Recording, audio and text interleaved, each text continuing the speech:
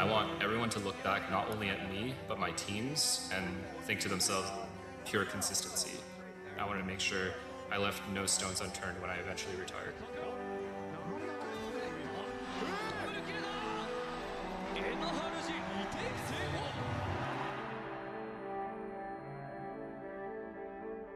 Kalau misalnya kalian main gak enjoy, percuma kalian main. Ya ketemu mereka sih, gue seneng banget sih karena gue banyak perubahan. When I think about performing on stage, I always had this kind of big burst of energy.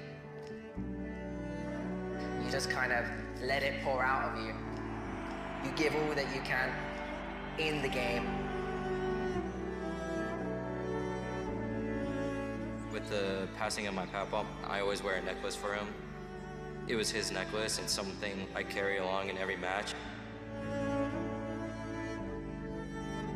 My papa always worked hard in everything that he did. When times get tough, I'll always hold on to the necklace and make sure like he's there for me, and whenever I feel his presence, it's like, it's unreal for me.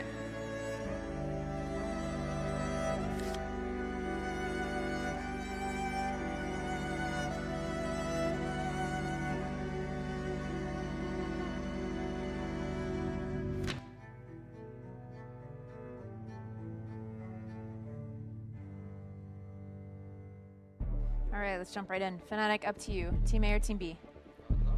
You.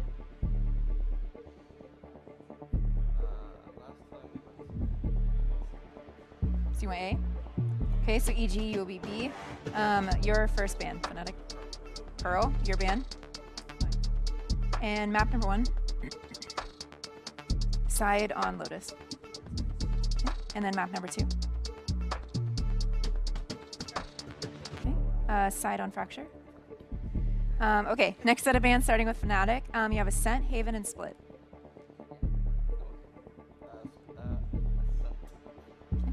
Your ban, you have Haven and Split. Take out Haven. Okay, so map number 3 will be Split. Fnatic side on Split.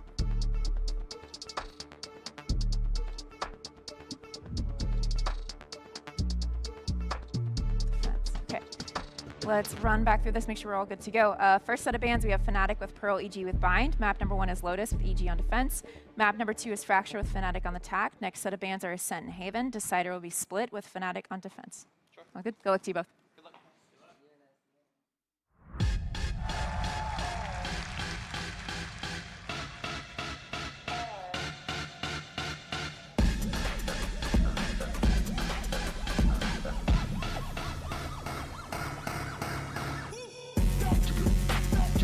Shooting the left 2.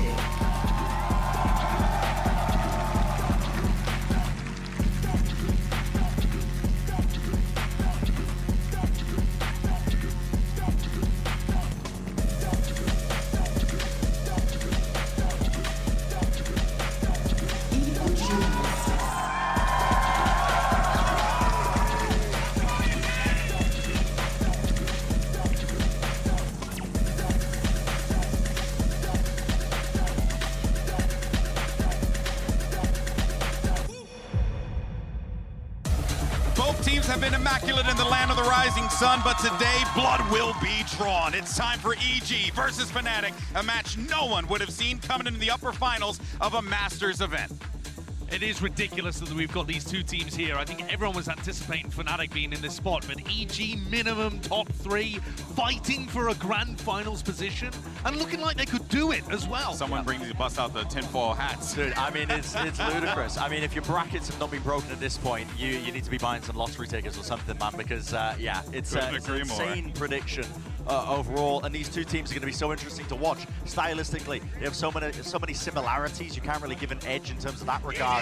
It really is going to come down to some of the individual form and the ideas and how prepared they are for this. I mean, we've seen the map select. We know what's being played as well. We were kind of alluding to the fact that we wanted to see some of the best maps being pulled out by either of these teams. I think we've got that. Yeah. We've got Lotus and Fracture as our first 2 maps. Lotus, I love the way Fnatic play this map. I think they have some of the best ideas in terms of how they want to play it, in particular with their comp.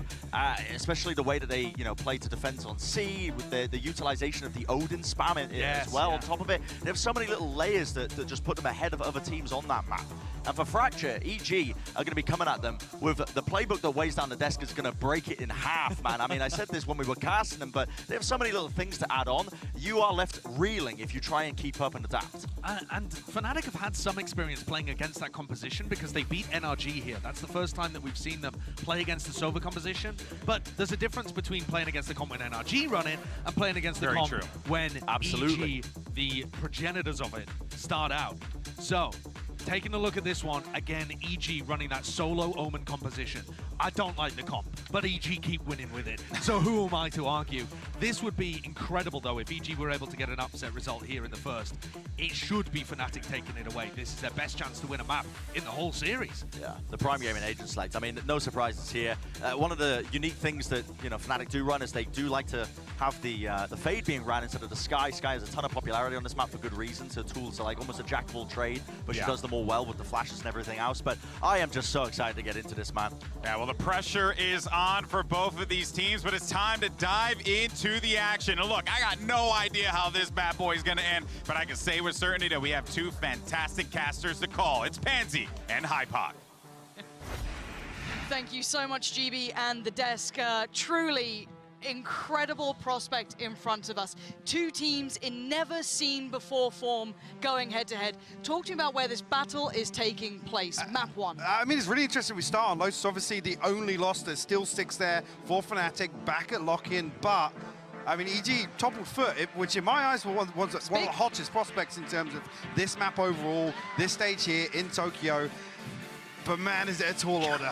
It's such a tall order. And the thing is as well, we're going to have to see EG, I think, embrace an aspect of play that we haven't really seen them have to rely on yet, in the form of anti-strategy. We saw Fnatic make huge adjustments versus Paper X, the complete dismantling of Paper X on this map. So really, what are Fnatic going to bring today? Do they go back to basics? Do they have something else cooked up here? This is a true test to start off this series. Deep breaths now. This is history in the making, potentially. Fnatic flawless thus far. Same to be said for EG, but only one can walk away from this with that clean record in place. EG on that defending side, Fnatic on the attack. Let's find out who draws blood first. So it might actually be Com setting up here for a play outside the door with a fault line, but Fnatic haven't, again, now the sound cue comes through. Demon 1 posted up pretty deep on this, but Dirk will be able to slip away behind the smoke. Let's see how quickly EG can respond, because Fnatic are very quick on the pivot. This puts a lot of pressure on Boostio. Got a little bit of a setup there, but he's playing slightly in front of it, and he gets dealt with. Chronicle takes him down with ease. The site's now open. They shifted so quickly from that even just attempt at drawing out that pressure on C to this A piece, and the plant should be coming in uncontested. Safe as well for Tree. There's a very deep position here for Boaster and Durka to be dug out of by EG. It's actually the focal point is going to become potentially through archway or ropes here. Still a couple of smokes in play, though. They can at least allow some safe passage back through, but they got to get a move on here. A lot of positions hard to clear out for EG. Fnatic's taking very deep. Chronicle unchecked on, gets away with destroying Ethan. D1 does respond, but again, time ticking and a lot of bodies to find. 4 still standing, make it against just the 2 now. Jorgmo and Com, nothing to be done here. Beautiful work from Fnatic. Mike, roll it back to the start of that round for me. I mean, this is actually really interesting, though, because Boostio, it looks as if he puts an anti-plant setup. So the fact that he's looking to swing off his turret, I don't think he has any ability to retreat from this. This is a very committed position. You can see the alarm bot here on default, turret on top, and actually a nano swarm inside site here. It's all to deny the plant or buy a little time, stall out. Because again, just to come back to something the desk touched on, solo Omen, the strength of this composition for EG doesn't lie in retakes. We saw how long it took them to set up and wait for some of that utility to come back online and people to be in the right position. EG trying to get a little proactive this time around. Classics in a frenzy for Demon 1, but that's all she wrote. And you can see how hyper-aware Fnatic are of this, sitting very deep. We are seeing that Marshall back out, but plenty of rifles to supplement too. That's going to be handled, and they're trying to get that trap piece again. Durka does fall away, but they are very heads up about this. Fnatic looking very composed after some, I guess, of these pieces have caught teams out. EG was able to make a lot of these work very well. However, this time Durka's on the case, and the second they crest that corner, they're more than likely dead. themselves a wide open A site here, other than Com. Only a classic in hand. Durka still trying to farm up. A couple of kills here with the Marshal. We know it's usually the cornerstone of round 2 sort of purchase from Fnatic, but he will get an upgrade here with 4 bodies on the other side. I think rightfully so. We'll try and prioritize the showstopper progress. It's still being quite cautious on the side. There is a player there. I think that's Com, just kind of tucked up towards the top side of the A site. Trade, not bad. That's a rifle, not completely available. Really? Oh God, hold on. Boostio's going nuts. There's a rifle and a Marshal now recoverable within range. Luckily for them, they've got Chronicle and Leo digging in their heels. This round should not have been a problem, and Chronicle is making that the case. Time now. Not a lot to play with, but a little bit of movement here for Demon One. What can he do?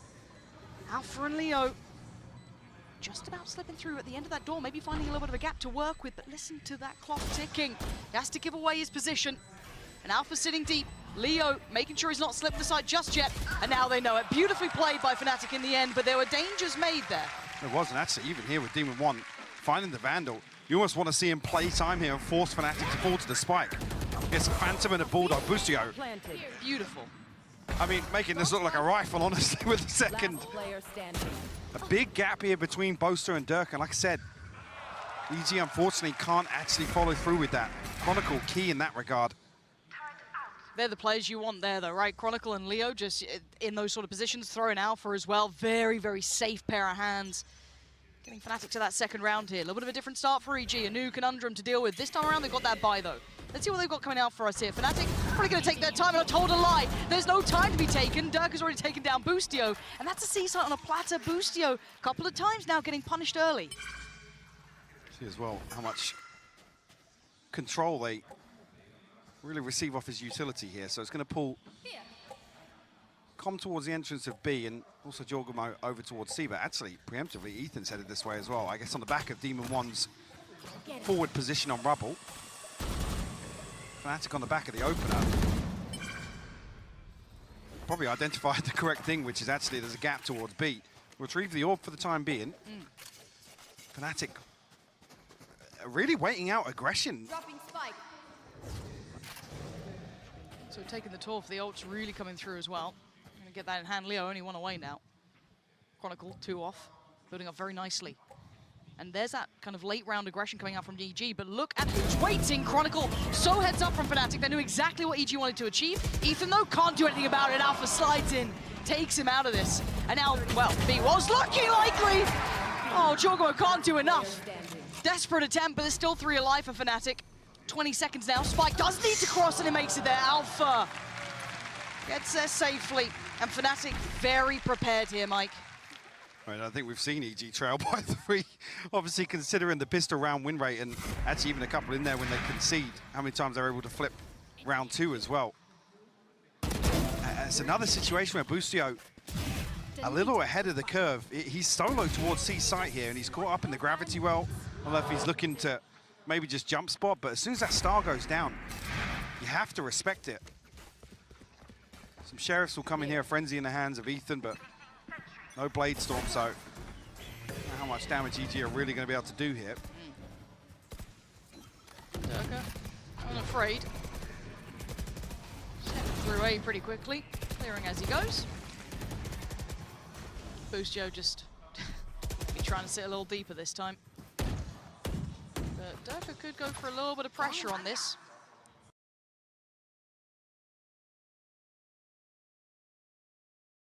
He's sitting quite deep on the ace here, so he's got to be careful to not go down first. Durka digging a little deeper here, though. Fnatic still going through motions. Like I said, actually playing very slowly here, waiting out some of these peaks from Evil Geniuses, and once again, Boostio punished. Now what can the others do? Any chance on this? I mean, it looked initially like that A kind of exec was coming in, but they've kind of adjusted round towards B. Initial attempt denied. Pop flash goes in. Ethan tries to come through. Both are going to find him. Nice work from Fnatic, keeping everything tied up. No opportunities here for EG. Chocobo and Demon One. Okay, that's not bad, but it's a lot of work to be even considering this dangerous. Cover going down. So yeah, Demon One getting a little bit ahead of Chocobo here. Will fall, Leo will clean it up. Very clean anti-eco here. Bosa falls, yes, but Fnatic have got themselves a huge cushion here in terms of the economy. Some of these ultimates starting to come online as well. Yep. And that first half versus Paper X got to be sticking in EG's head. Obviously, last time Fnatic were on the defense, but they were 12-0. This map has sat wonderfully for Fnatic. I think it has been one of the strongholds. They actually were also able to take down the likes of Foot, which was also, I know we keep referencing that. Maybe if you don't watch EMEA, you're like, why the hell are they bringing up Foot? Well, they were the specialists on this map throughout that EMEA regular season. They looked almost untouchable. Fnatic managed it. But here, I like this coming in from EG, a quick timeout. It's early. We know they have protocols up till about this round to be able to depend upon, but they need to get a grip on some of their players here. Absolutely. I come back to a point. I mean, we haven't seen EG really trail. We haven't seen that, you know, the troubleshooting on the fly. They've been in a position where they can actually execute the strat book just round by round. And the Des were touching on this, how many different looks they have for some of these util combos and building entire set pieces around orb farming and just reliant on one or two, you know, pieces of utility or an ultimate to tie things together. So be curious, this is definitely one you want to be a fly on the wall for in terms of the timeout. And gosh, yeah. Really see how they're going to approach things, because even one actually going to pick up the operator here, so. And I'm just happy seeing that Fnatic have set this tone, right? And this is now the first time we get to see EG tested like this. It's so visceral, it's so in front of you. We've never seen them put, you know, in this sort of position so clearly. Fnatic are really prepared. They are pulling no punches. This is Fnatic in full form. Just heads up, this is the best we've seen them look. They are absolutely nailing this. Now, do they hit a pace change after this timeout? Looks pretty pacey, at least for Durka, but again, could be just take that similar space he's been doing, set that precedent that he will be taking this space every single round. Operator on the other side of the map here, Boaster. Anyone really in any sort of risk. Almost pause for the time being, but Boostio again. He's got to stop this. Yeah. He's going to be kicking himself. Again, Boostio's been incredible to watch. Absolutely. But here, it feels like he's getting a little ahead of himself, wants to be that difference maker. It feels like they're hunting him. I mean, Durka's been on that case every single time. He's absolutely had him dead to rights. Now, the lean towards the site, though. Look at the progress. Nice hold there from Com. Going to take away Durka from this, but they still continue to commit. Spike's going to go down. The Viper's pit's going to come up. That's in, obviously, off the back of Chronicle, making lovely early progress. Does Jorgamo check for boost? Boaster's not spotting him either. Did they both pop into smokes there at the same time? I'm not sure, but I think Boaster went into astral form. Jorgamo's just slipped through. This I mean, there's an alarm bot here anyway, but Alpha can be swung onto. Flash, really good timing. Does he want to make the most of it? Yes! Great work from Jorgamo. The flash was perfect to get Alpha. And now Boaster, I mean, his position's a little weird. Coming through from Link, I guess Jorgamo might even consider that. But the other two, remember who's still standing? Leo and Chronicle. Nasty little players. The bait on the door. The late time through, but there they are. Chronicle and Leo holding this down. And they're running low on time. They're running out of players. Fnatic still hold form. 5 now on the board. That was crazy to see Jorgamo and Boaster not spot each other out. And again, with Boostio falling first, that util isn't there to pick up the lurk. The awareness is there for Boaster to have a little bit of freedom.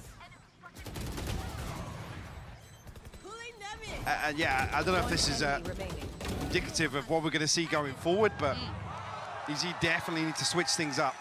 Bladestorm available now, some of these ultimates getting a little closer, but a 5-0 scoreline here.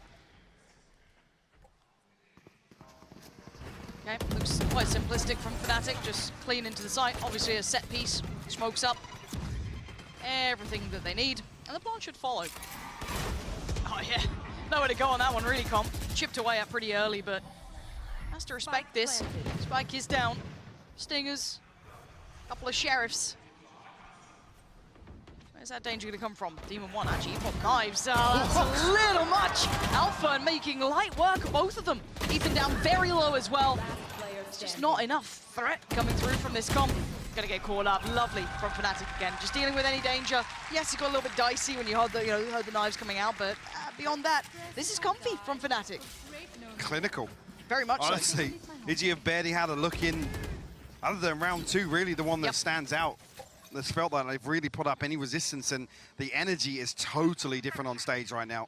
Yeah, this is I love seeing Fnatic in this form because, again, I'm a Durka enjoyer. You know what? When he's popping off, fantastic. But then also, you've got to look at your Chronicles, your Alphas, and Leos. These investments, these upgrades to their players are just shining, especially on this map. I feel like it's sat with them so well here. Live into this one, Fnatic, with once again a brutal piece towards C, and Boostio has to play this right. He's been struggling to find his footing here. Playing much further back here, the lockdown available, but pop preemptively here, so EG aren't really gonna gain much off this, even if the paint shell lands as well. Boostio falls once again. He's finding nothing here. Sight's theirs. Demon 1 on the flank, sure, but he's going to get past Chronicle, who is hitting big form, and the stall from him is sublime. Yeah, stand up, he's trying to get away, he does so as well, readjust quickly, thinking quick on his feet, turns the flash, he's still standing, he's still firing, and he's still taking 2 down. Ethan finally trades it, but by now, what are you meant to do? You're a mile away from the site. Round's done. You can see on Ethan's face as well, this is getting a little bit frustrating. Look at what it takes to even try and dig Chronicle out of that position. And I'm not sure if just the game plan is completely off here, but Fnatic, it's bread and butter. They're not really doing anything special right now. It's not as if they're resorting back to that choreography that we've seen them employ so many times. Now they've got a death grip on this game. 7 rounds, sitting so favorably. Ethan just trying to keep hold of that rifle, which he is going to achieve. But that first kill, again, Boostio, I'm worried about this player. And on the other side, you look at the 9-day difference, you've got someone like Chronicle just, you know, coming alive on these stages. You know, you think about pressure. It's a lot with Fnatic. You wouldn't want to, I guess if your expectations are being pushed here, they're coming up against that Cinderella story run from EG. Fnatic could have faltered to that. They could have had an issue. Second time out now for EG. It's not actually too surprising to see this because they're not looking like themselves today. I mean, you heard it in the interview. I mean, how many times have they discussed the kind of respect, the shaping themselves after Fnatic to an extent, but now they're facing them in the server. Yeah, it's a very tough tool. Yeah, tough sure. task. I mean, you imitate a team or you take inspiration so heavily from a team, maybe there's an element of fear here and maybe a little bit of nerves, honestly, coming up 100%. Against the ones that are the best in the business at doing this. But I'm just looking at player cams. Like I said, this is a stark contrast. Yeah, Potter's trying to get him going. You can see it. Potter is marching orders. She's spitting. But EG needs to turn up. There is something to be said about the fear of the name, right? You're playing against, arguably, I mean, debatably, maybe, I don't even know at this point, I think it's holding pretty true at this scoreline. The best in their roles, right? Like, straight down that roster, you can maybe compare and contrast, but they're always in the conversation, every single one of these. So if you're EG, who are these underdogs, these kind of, you know, upstarts you want to see do well, you've looked at these players, you've looked at how they play, what they do, and now you have to take them down. All those 50-50s feel like 70-30s. It doesn't feel as favorable anymore, but they need to get back online here. Otherwise, they're going to go out with a whimper, and it's going to just mar everything they've tried to achieve here. Back to business. Fnatic testing the waters, and that quick pivot back towards A. Wow, for now. Fault line set up. Either mound or outside B here. Might just see the double satchel in once again. Boomboard doesn't take contact actually, and Dirk is just going to be posted up here. We'll be able to retrieve the orb. And options are plenty now. With 2 members of Fnatic already pushed up towards Rubble, past the doorway even, and nobody from EG over on this side of the map. Does Fnatic double pump? They could, technically. I mean, this is on Fnatic. They can paint this picture however they feel. EG just trying to mirror them around the map, but they're going to be behind the curve. Little slowdown here from Fnatic to try and clear things meticulously, but now they're going to take towards the side. Paint shell goes in. Smokes are up. There's 5 players standing up towards the top of A. If they try and waterfall out off the back of a flash, it could be pretty tasty, but Durka's position actually could be very valuable. 4 slightly deeper. EG take back towards the side. 30 seconds now. Durka delivers towards Demon 1. Showstopper set, he's still going to do it all himself! Welcome to playing against the big boys. Durka is just built a little different. Fnatic unfaltering in their approach. Prime Gaming flawless. You see Fnatic just waiting for EG to pull out a set piece. Yep. For so long, for like 15 to 20 seconds, they're just poised here. And the thing is, you look at what the best things EG have shown us at this event, it's around util-heavy compositions and being able to put those set pieces in motion. And we're not seeing it here with this composition. We're seeing a couple of times where, you know, Com's lining up a fault line or something, but We're not seeing flashes out from Ethan. EG taking space away from Fnatic, punishing the extremities, addressing the backline. We're just not seeing any of the positives that we've seen from EG. No, they're struggling to find any of this impact. Testing over towards Mound. Durka consistently has been finding this pick as well. I mean, he's been consistently killing everyone, if I'm being honest. Jorgamo is the one trying to hold a little bit of that space and territory on the C site. We've got Demon 1 pushed up deep towards A. Beyond that, it's patience from Fnatic. I mean, bear in mind, last time we saw EG here versus Foot, Boostio put up the kill record at a VCT Masters event, 35 kills. And the pace at which they were playing versus Foot, you could tell there was a difference in respect. They were happy to take the fight to them. Here, EG, it feels like they're up against the ropes from the get-go. Yeah. Flash, noted players. Demon 1's got to get the timing right on this. He's going to be known to be close by as well. They're running the clock very low, 35 seconds. They haven't fully committed just yet. There's the first challenger. Demon 1 holding his ground, though. And Spike, where are you going with this? Is it a B finish? They've got to get a move on. 25 seconds here. Fnatic are running this so late. Again, look at the spike. 18 seconds now. Durka does find comp. But EG is scrambling to see. B's been left wide open other than Ethan. He's noted it, but he's down to 18. But the player who can make the difference is Demon 1. He's got to land a shot, though. He's up against Durka. He can't do it. Ball going down with 6 seconds remaining. Boostio maybe save the day. Jorgamo's there. They're trying the best they can. Finally, they get the round. One on the board. There's still a mountain to climb to recover this half now. If they can string this together, there's a chance, but it's a fine, fine margin. That's what I gotta say, Fnatic play into EG's hands, honestly, in terms of leaving this so late. The crowd's still behind them. Oh God, Boostio. Oh God. He's got to try and play safe on this one. If he goes down early again, it's gonna be done for it. And they're eyeing up the B site, right? So it's like setups there. He's playing a little bit more towards connector. He's playing with a stack. It's a 4-man lean towards A, leaving Jorgamo in a really precarious position. He's got Boaster sitting super deep on the other side. They've given up the B site. The pressure's gonna come back in and Boaster wins the fight. Jorgamo's gone down. They've got so much control on this. Very few avenues of approach. Back in for EG and a pivot. Straight over towards C. This is gonna be heard. The door's obviously gonna be noted. And Com? I mean, he's got a Bulldog. What are you meant to do with this? And Durka's been posted up in the lurk as well. There's 3 members of EG on B site. They've got no idea. Now they do. Demon 1 turns around on a dime. Okay, that's kind of surprising that went that way, but fair play. Even numbers now. Aren't going to be coming down much faster here. EG creeping pretty close, though. Leo's caught Boostio. It's just getting chaotic now. Chronicle trying to at least keep this favorable to Fnatic, which they've done. That covers the spike as well. The pit spreads over default here. EG in a 2v3, but lots to navigate their way through. No dogs. So little for them to play with. Com's got nothing as well. It's just the guns in their hands. What are you meant to do with this one? Oh, an attempt. Yeah, and it's going to fall. Chronicle set this up to perfection. I think Com knows it. He can't do anything about it. Fnatic, again, the pace in which they are pivoting around this map is just unbelievable. Com just needs to back away and try and keep himself standing, but Fnatic looking very good, Mike. Instantly replying. Let's see if, obviously, Demon 1 down to 350. I didn't note the Blade Storm progress, but that 1 round so far for EG looking like a blip. Yep. 1 off the lockdown, 1 off the Blade Storm. There's a couple of options here, potentially. Again, we're testing the in-game leadership here with both timeouts used. Like I said, we're relying now on troubleshooting on the fly, problem solving, which EG haven't had to rely on. It's such a broken purchase, Guardian Bulldog. 1 away, I think, from the Blade Storm, but look at the early challenge. Okay, Demon's going to land that. That's going to be knives available.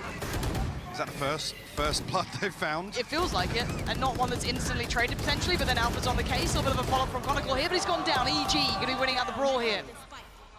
Leaving just Boaster alive. One is low, so there's a real possibility on that. The follow-ups get very, very tricky here. Jorgamo already taking a lot of space away. It's going to be very tough for Boaster. Jorgamo hear him? Boaster seems very Yeah, aware. Boaster's got the awareness that Jorgamo might be there, but Jorgamo's not caught him slip through. I mean, I'm worried if he's given the plant, honestly. Same. Easy to underestimate Boaster, but certainly been doing well for himself here. He's given a lot of time to play with too.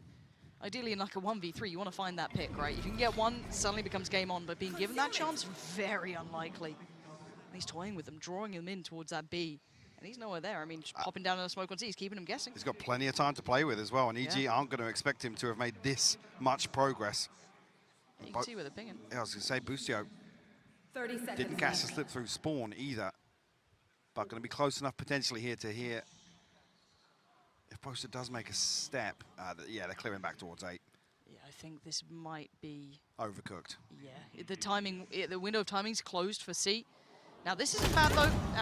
Missed that chance. Okay, Boostio's got it. That's 2. Just off on the timing there. Best he could achieve, obviously. Second round for EG. They got ults. Yeah, Fnatic have basically been able to buy from like round 7 onwards in this half though, so enemy remaining. I still feel as if bigger picture-wise, I mean, look at this. They've won a round. Look at the energy in the player cams. Yeah. He needs to get a little pumped up here. Deflated in the EG camp. You can see on their faces, Lauren.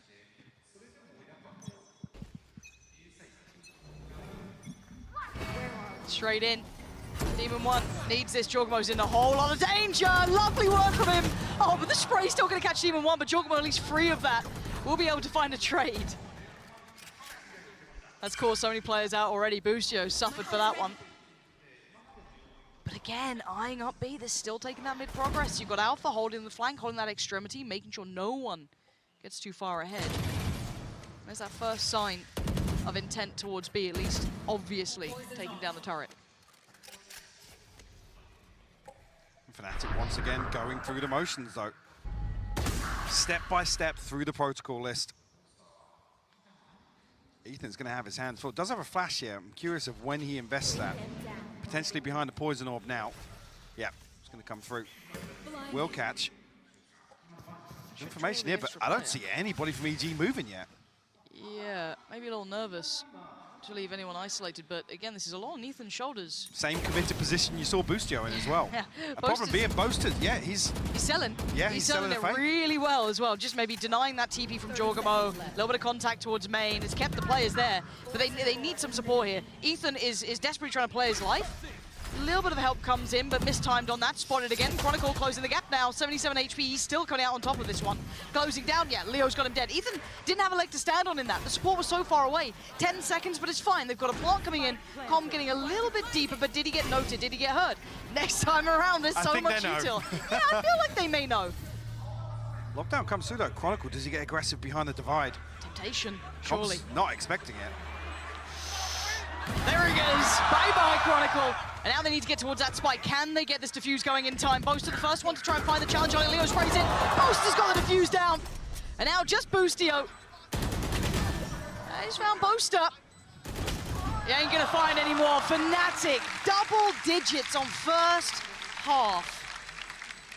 Not too far away from the 12-0 scoreline we saw versus Paper X, but once again, a masterclass in execution. Like I said, this comes down to, this composition just doesn't suit the success or the win conditions we've seen EG employ time and time again here in Tokyo. Yeah, I think we're starting to see EG really plateau on this map. Fnatic showing that dominance we expect from them, but let's see what the desk expected of that first half. Thank you so much for that. Yes, wow, what a rattling first half for Evil Geniuses and an incredible half for Fnatic, illustrating why they are one of, if not the best of the best in the game right now. But something to really note, I think, at the beginning of this was, it was very evident. Hypak mentioned a few times, Boostio really struggling to get something going here. You could definitely tell that this composition is really messing with his head. Yeah, he's getting caught in gravity wells, getting caught by prowlers, and we talked about how important it was that EG got the snowball going, getting pistol, getting bonus. That was all Fnatic. So he dies round 1 first, dies round 3 first, then that manages to generate ultimates. He dies round 5 first, dies round 7 first. Like every crucial round where the economy was the same between these two teams, Boostio got caught out, was the first pick, all the Killjoy utilities gone.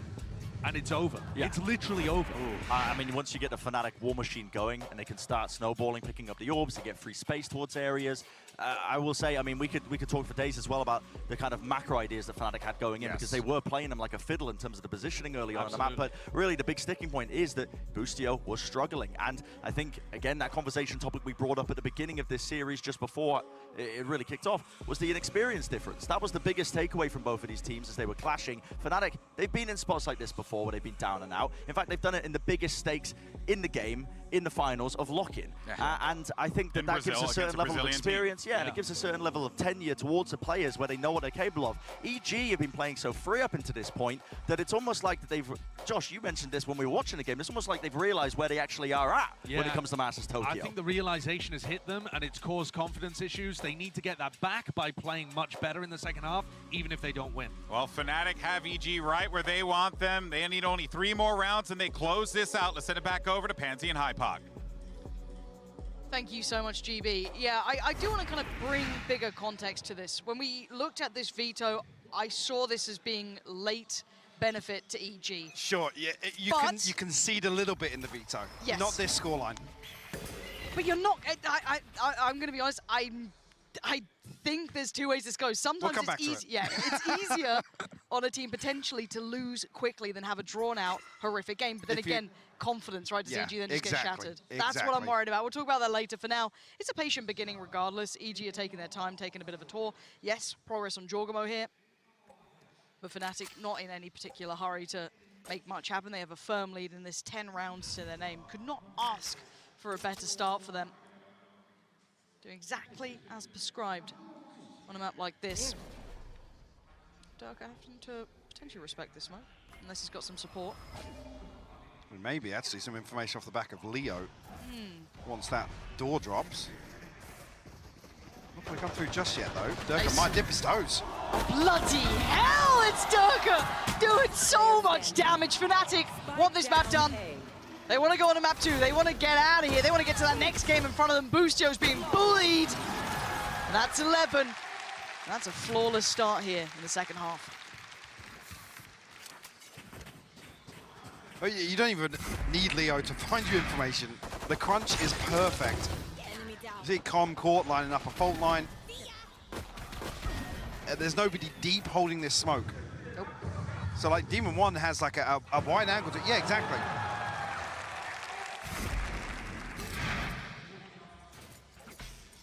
Well, Marshall, staying up, Sheriffs. On the other side for Fnatic, pretty juiced up bite, not too bad.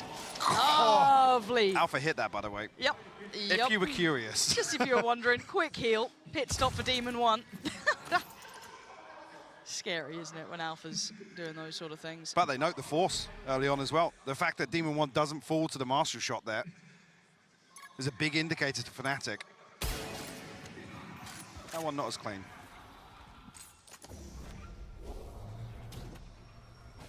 Sitting way more passive now, giving the reins over to Chronicle.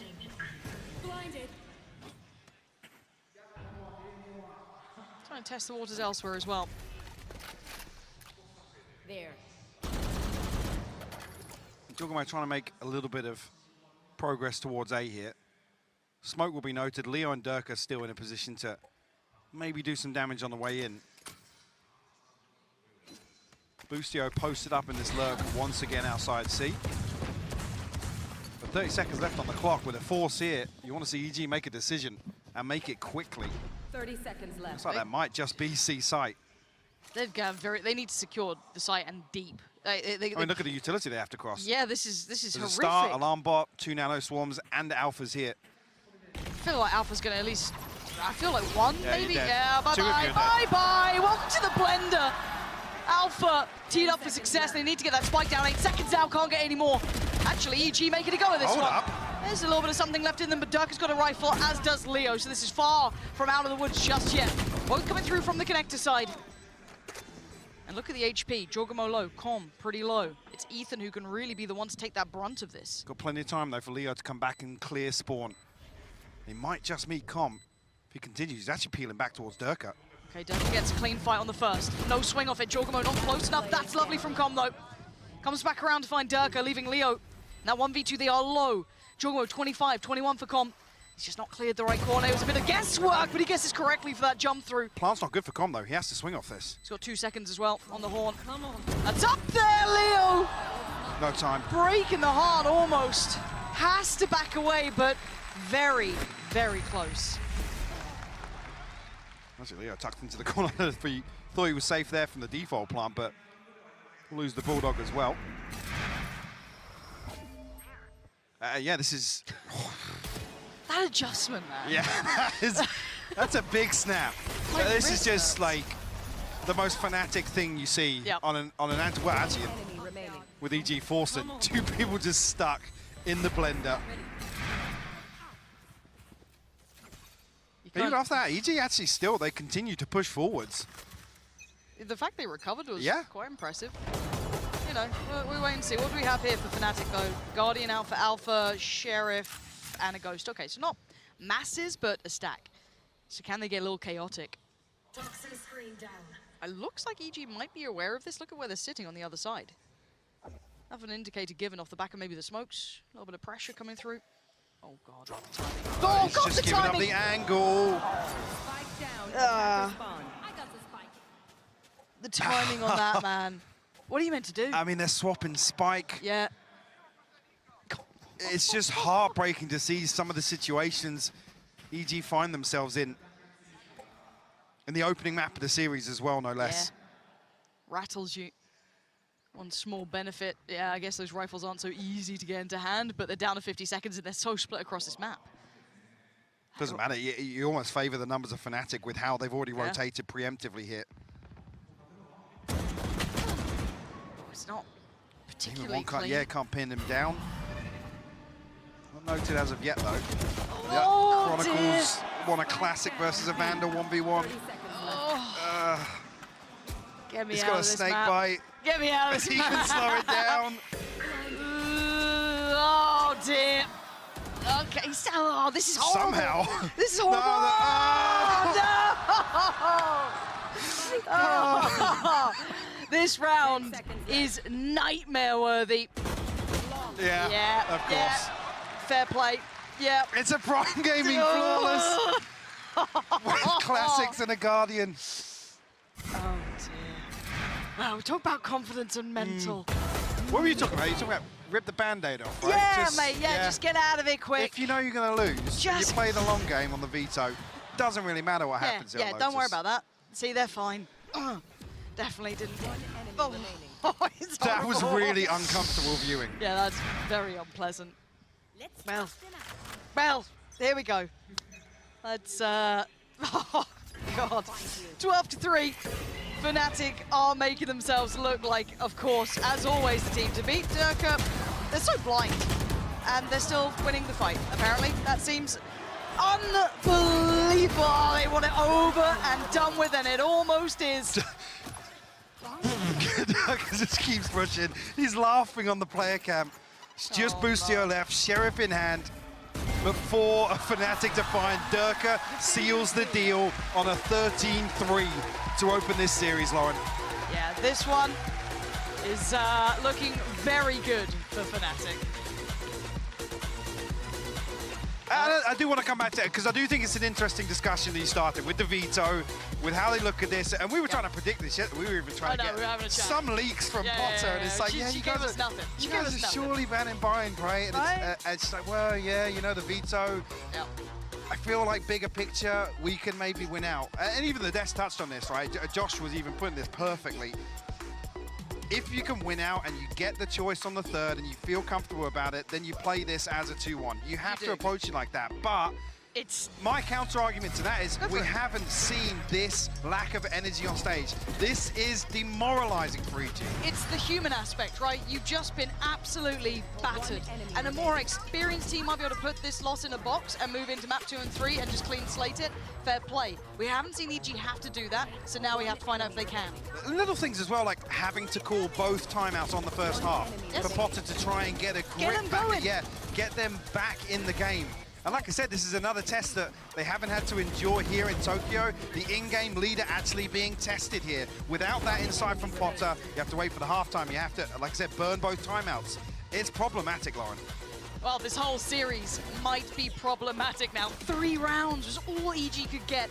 Both these teams are flawless coming to this point. Fnatic will continue in that form. Looking into map 2, which is going to be Fracture. Is this the comeback for EG, or is it them going down to the lowers with just a whimper?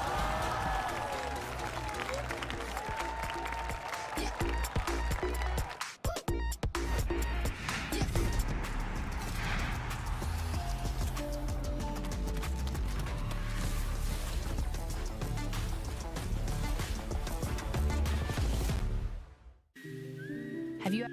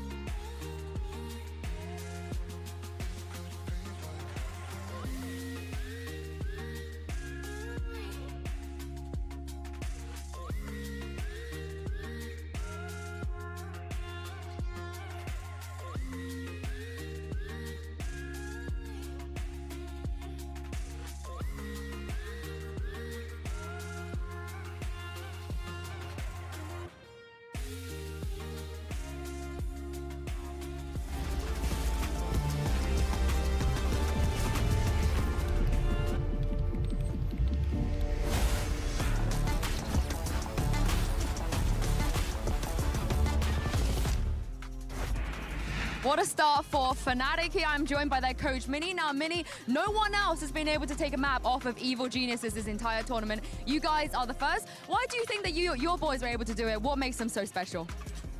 I think our Lotus is just really strong right now. The preparation was really good. Like, the boys, like, played against the Breach exactly how you're supposed to play against a Breach on that map. Like, we didn't fall for a single thing, and we just made them look a little bit silly, I think, sometimes. But yeah, we got Fracture next, which is obviously their map. So I'm not really thinking too much about that map, but it was a beautiful map by us. I'm looking forward to the second one. Thank you so much, Mini, for joining us, and let's see what else Fnatic's got in their locker. Well, one thing that Mini said was that he made him look a little silly, and I think with a 13-3 scoreline and the way that whole thing fell apart, truer words have never been spoken. It's so rare that you hear Mini being like happy about his team's performance, even in a stop. But genuinely, he must have felt like that was perfection, essentially. Like the way that they avoided every trap setup, the way that EG got caught by every piece of utility. It was just masterful work by Fnatic. Oh, absolutely immaculate, like top to bottom. You genuinely couldn't have asked for a better start for, you know, this EMEA squad that obviously had a, you know, rough closeout to the season, but I think we all knew what we were in store for when we got here to Tokyo, and the results speak for themselves. That being said, though, Bren, I know that you have a few rounds if you did want to talk about, because it does illustrate exactly why this Fnatic team is so dangerous. Just the one, and it's perfect to really just encompass exactly what Mini was talking about. I've roped in my assistant, Josh Wilkinson. He's going to be annotating for me as well as we run through this. It's the pistol round right off the rip. It's the very first one. Mini was talking about they didn't get caught by any of the trap plays with the Breach, and that's what EG are going for to try and win the pistol round at the beginning. It's around C-Mound control, and they're going to try and go for just a quick little play with the Paranoid. Let's play this one out, and you'll see exactly what I'm talking about. But Fnatic's game plan was very passive at the beginning. They wait out the first initial few seconds to see when this utility is going to be coming through, and they wait it out. They see the Paranoia, they hear the dash. This is all audio cues that are going to be called by Durka. He calls it, and look at the response. Zoom on the minimap for me, Josh, real quick. Look at this. They're like ants following a pheromone trail. They are just immediately going straight into the A site because they realize, okay, 3 key pieces of utility used. That's going to be a free A site. And they get themselves into the plant easily enough. Boostia was first there. We roped on about that and hammered on about that as well. But another thing that I wanted to really just hammer in the point home here is this post-plant setup. It is immaculate from Fnatic. They have 3 layers in terms of their post-plant setup. Chronicle, which is the first line of defense. He's playing behind the box. They have Nanoswarms as the second layer in case Chronicle goes down and can get traded. Chronicle doesn't go down. He doesn't fall at all. But you also have the backup global utility. Durka and Boaster playing all the way at the back. And look at that star down there. You have to tap the spike to bait out the Nanoswarms, the star, and at the same time deal with these players who have already posted up anchoring in tree. There's so much nuance to the way that Fnatic play this. It's so structured. It reminds me so much as well of when they were really, really well drilled at their at the Fracture post plans as well, the map we're going into next, where they're just so structured. And even if you know how to break it, even if you know what they do, if you've been doing the VOD prep, how do you break it? There's so many levels to it. They're so far apart. You have to play picture-perfect Valorant to stand a chance. Yeah, without a doubt, that is exactly what you saw from Fnatic every single time. And now EG are the ones that need to do that. And one guy that's certainly not going to let that be very easy for the team at all is Durka, as we go to an aim lab shoot around and check in on Durka, who's going to be clicking some heads with the largest crosshair known to man. But you know, it gives us an opportunity to talk about Durka and his impact in the game, because genuinely, like, look, everyone contributed very equally in making this delicious pie of destruction that Fnatic concocted on Lotus Sideshow. But I think in particular for Durka, he's just going out there and playing with a type of confidence that you really want to see out of your ace. Yeah, when your game plan is working, it sets up Durka for success. And first skill to first deaths, because that's where Durka shines. It was 13-3, same as the scoreline. 13 first kills for Fnatic. Durka had 7 of them. Durka going 7-1 in first bloods. Massive win condition for Fnatic. You know that they're popping when that's the case. And of course, on the other side of things, Boostio with 0 and 5, a lot of them at the beginning of that map to start the snowball going. That's what I want to see as we head into map 2 as well, because again, the early snowball and the clash of those star players, trap plays, that kind of stuff is going to be so important on Fracture. This is where EG should have their success, but it all comes down to the pistol and the follow-ups to me again. They need to start off on the right foot, and they've been booming boomed on map 1. Yeah, they have been boomed to a degree. I mean, listen, Demon 1 felt like he had to carry the world in his back, I think, at times as well when they're playing these 4v5 rounds. And Fracture in general, I will say EG's Fracture is very dependent on the supportive players. Players like Ethan and Com in terms of their util and getting the plays rolling in that capacity. And for me, that comes down to have Fnatic done the preparation, which, listen, knowing Fnatic, you know they're going to be up late reviewing those VODs and doing the homework. Oh, yeah. Well, you know, and also their coach, Coach Potter on the other side is always one to go out there and do the homework as well. Hopefully that's the case for Fracture. We did get an opportunity to catch up with her courtesy of Yinsu. What you got? Yes, that's right, Golden Boy. I've got Potter, the coach of EG, with me here. Potter, this is the first time in this tournament you guys even have to think about how to bounce back. So what was the biggest lesson you learned from that map 1, and how could you implement that going on to map 2? Yeah, you know, we just have to add a little more finesse to our game plan. All tournament long, everything we did worked. This time around, it didn't, and having that second layer, we have them, we just didn't use them, unfortunately. So for us, we just need to stay composed, go back to the drawing board, and understand that we can slow things down a little bit if we don't get that first initial pick. So for map 2, we're going back to our confident map, and we'll be able to do just that. Yeah, well, it is your fortress, Potter. I'm very, very excited about what's going to happen on Fracture, and going to send this back to the desk and find out. Thank you so much for that, Yinsu. And yeah, so, you know, back to the drawing board, but still confident regardless of what happens here in map 2. That's the thing, though. I get really worried where you saw we had the start on Lotus. You said it before, Sideshow. You needed to start fast. You needed to start strong.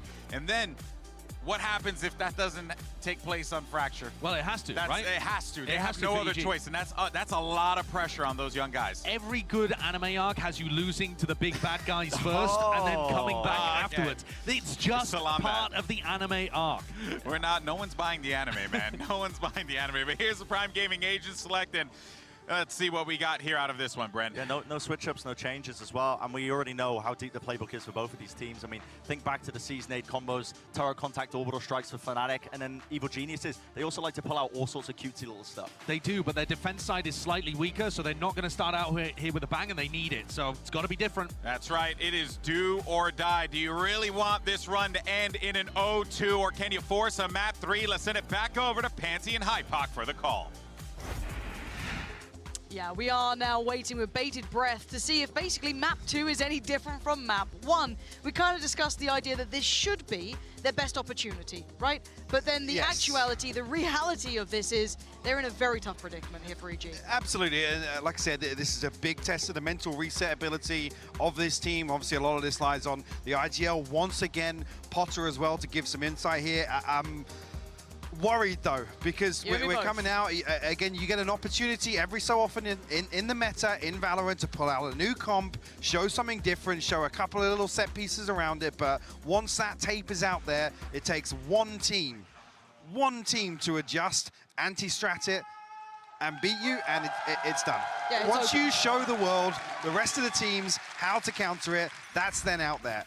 So I'm a little concerned if EG don't show us something different here, don't have the confidence to dig a little deeper in the playbook. Well, time to find out. Fnatic flooding the B side here. Obviously on the attacking side themselves. This time will be EG on the defense. And EG sitting very deep. Yeah, not no really resistance. entertaining any of this. Flank coming through on the south side here. Two members of EG, Jorgamo and Ethan. Plant will come through. That's a fairly safe plant for Tower, actually. So Fnatic will scurry away, stacking towards Arcade. Leo, a little disconnected in underpass here. He could be a playmaker here for Fnatic. Eyes towards him. Keep that in the back of your mind. If you start seeing him winding up here, Jorgamo taking the first couple of very critical steps towards it. Dirk has joined him. Oh god, this is now very dangerous. Jorgamo's done well, but keep your mind on the back line. There's Durka, gonna draw the blood. Ethan doing well, and Busio continuing the form, but it's Leo in a 1v2. Defuse started from Ethan, he desperately wants halfway. He might just get that, but he's gonna fall. Wait, Busio's got Ethan stuck to the fuse! Big man Ethan stands tall in this, getting them around on the board, and they needed that start. Absolutely did. Obviously conceded the pistol round in the first half on Lotus, and things spiraled out of control. We talked about so many times EG starting maps with huge advantages. That would be the best possible situation to start here, map 2. A round 2 conversion, a bonus, get EG Get in back. that rhythm. Yep, back in that rhythm. Back on actually track with some of the win conditions we were talking about they've shown here in Tokyo. They still need to get past these. All these rounds are dangerous. We saw what they could do with a, what was it, like a classic and nothing else. So keep in mind that Fnatic are always a threat. No matter the buy, no matter the round, no matter where you are, there is danger. Danger aplenty. And kind of going bigger picture here while they take their time. We'll see if this round gets a little bit more interesting with these Sheriffs coming in. At this point, you also have to know, if you're talking about experience, Ethan probably has more than most of the people on the server. You're talking bigger picture. Yeah. They need him to turn up here. Yes, the desk kind of highlighted the supporting acts that are very, very critical for EG in this. I guess same to be said for Fnatic in that regard. But Ethan, I need to see him step up as someone in the server to keep them in the game as well. He is a huge LAN player, an incredibly experienced player. I mean, back in his day, he was the, the up-and-comer, right? He was that young blood. He's still super young. It's ridiculous. So I need to see Ethan find that role. A big concern as well. We talk about confidence across this series. You're not seeing EG deny these orbs. Alpha's going to be able to farm up here, so it's giving Fnatic an opportunity to find a lockdown in the next round. And that second objective. Juggernaut nearly caught off guard there, but Leo will fall. Gotta be careful with the pinch, though. Dish orb retrieved as well. Fnatic will actually potentially find a way back through. No, Alpha will fall here. I was going to say should be clean up here. Chronicle hit two fantastic shots there with the Sheriff. Chronicle scares me. He really does scare me. The way he plays, that if he starts having a hot game,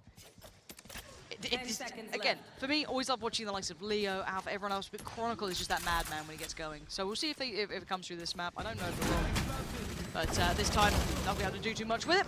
Boostio going to find him in the end. That's the second round. Now let's talk about this, right? So it's the exchange. 4 players stand for EG, so quite clean in that regard. But Fnatic gathered every single orb available. They've done what they wanted in this round. Well, yeah, literally, the only one they didn't was A main. Yep. And that's where EG obviously focused early on in the round, but the byproduct being Fnatic come into round 3 with the possibility of executing a lockdown set piece here. And like I said, that for me is an indicator of maybe a dent in the confidence. If you don't have again, they're respecting the anti-eco because probably what happened at the end of Lotus where they did get slapped about a little bit, but unfortunately, bigger picture-wise, you can't give these opportunities away. Okay, so wait, they're getting very aggressive on this. Yeah, it's an evacuation from Fnatic. They want to get out of there. Leo just going to get to safety, and it's all north side. But they've cleared everything. And they get the orb here. Coming back through, though. Let's look at the pace in which Fnatic do this quick. Okay, no mistakes on that one. Straight on in, clear everything out. It's all theirs. Now, there's going to be a lot of players very aware of this, but they don't have the weaponry. Keep in mind, it's Spectres, it's bits and pieces, it's a Guardian. Alpha doing cleanup duty. Demon 1 missed his smoke. It gave it an open sightline towards Rogue. That's very unfortunate, as Ethan and Jorgamo trying to make something happen for themselves here. Do a little bit of damage. Very unlikely to get much more out of this. And it actually makes it even worse because they don't have to use the lockdown. Fnatic were probably willing and able to do so, but they can bank it now. Jorgamo, Sheriff and a Spectre, one off the showstopper himself, but look how disconnected Fnatic are from this plant. Leave Chronicle posted up here. Actually, this will put him one away from the Rolling Thunder as well. Yep. They're going to have so much to work with. Beautiful. And you're right, one away. And I'm kind of glad that the desk was kind of highlighting how much Fnatic prioritize this and how well they play around their ults. Obviously, that sounds almost obvious, but yeah, there it is. Oh, that's upsetting. Wow. God. Again, this is Demon 1 and Com desperate to fight back into Sands, clear some space, regroup with Jorgamo towards main. Nice. Yeah. It's another thing that honestly you pin towards maybe just the cracks starting to show in the performance. Yeah. Absolutely. I know it's such an intangible sometime, but Potter's talking about, getting a little bit of finesse back into some of the gameplay you see here from EG. Here we go. That's a potential fight to be had. Looking at noted, follow-up as well. And okay, Jorgamo's chasing. Oh, the moves! Oh, Duck has got the moves! He dodges so well. The trade is there for Demon 1, so it's a bit of a back and forth. They've done initial damage, but again, I want to talk bigger picture, rolling back to even to map 1. Need to see Boostio play safe as well. Looking vulnerable if they keep going for these 4-play hits somewhere, if they're trying to start to exploit that. But Fnatic now without Durka, how do they approach this? Almost anticipating further aggression here. Fnatic, I think, with the right read there. They're waiting for EG to explore towards main, then maybe rotate a player away. Ethan does have the Rolling Thunder, and he's actually drifting back this direction. So Boostio will be left to anchor. Still lots of tools available for Fnatic, though, with that first blood going through. I was going to say, yeah, Com's got to be careful here. He's dead. He's so dead. I mean, the Rolling Thunder came through a little too late as well. They have Com staying there to try and play off the back of it, but a response here. Demon 1 catches a little bit of a speed boost on the way out here. Ethan's found the first one. He's in so much trouble. He's so dead, though. They just offset the pace there, but the plant is yet to go in. It's still a 2v3. 10 seconds now. The cross, not particularly safe. Demon 1 just dipped away from it. And Leo wants to try and create that support, create that safety himself. Put his body on the line for it, and the plant's now going to come down. Leo, Alpha, and Boaster. Lots to be done here. Still, beautiful hold from Leo there, making sure that plant is safe. And Alpha signs it at the end. 2-2 now, all even. Fnatic back in the matchup. First time we've seen EG try and execute a set piece here early on, but it results in a 1-for-1. And like I said, with that early advantage in terms of the old cycle, Fnatic have better mid-round options.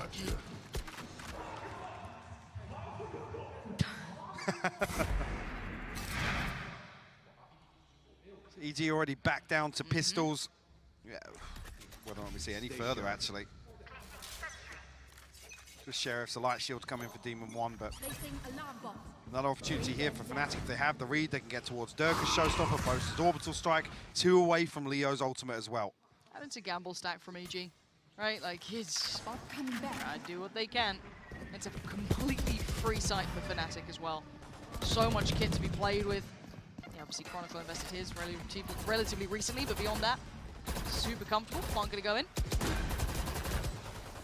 Chronicle takes a little bit of chip damage, but this is where the bulk of EG is coming from, so it's gonna be Alpha, clean work, overwhelmed. Boostio's gonna take him down. Leo next to be brought in, decides doesn't want to be on a platter for them, and Kong. Oh, the timing with the shot's good, hold on. Still got a little bit of time to work with on this one. Leo now pulled back further, but he knows that crunch is coming in eventually. Can he get that kill in time? No.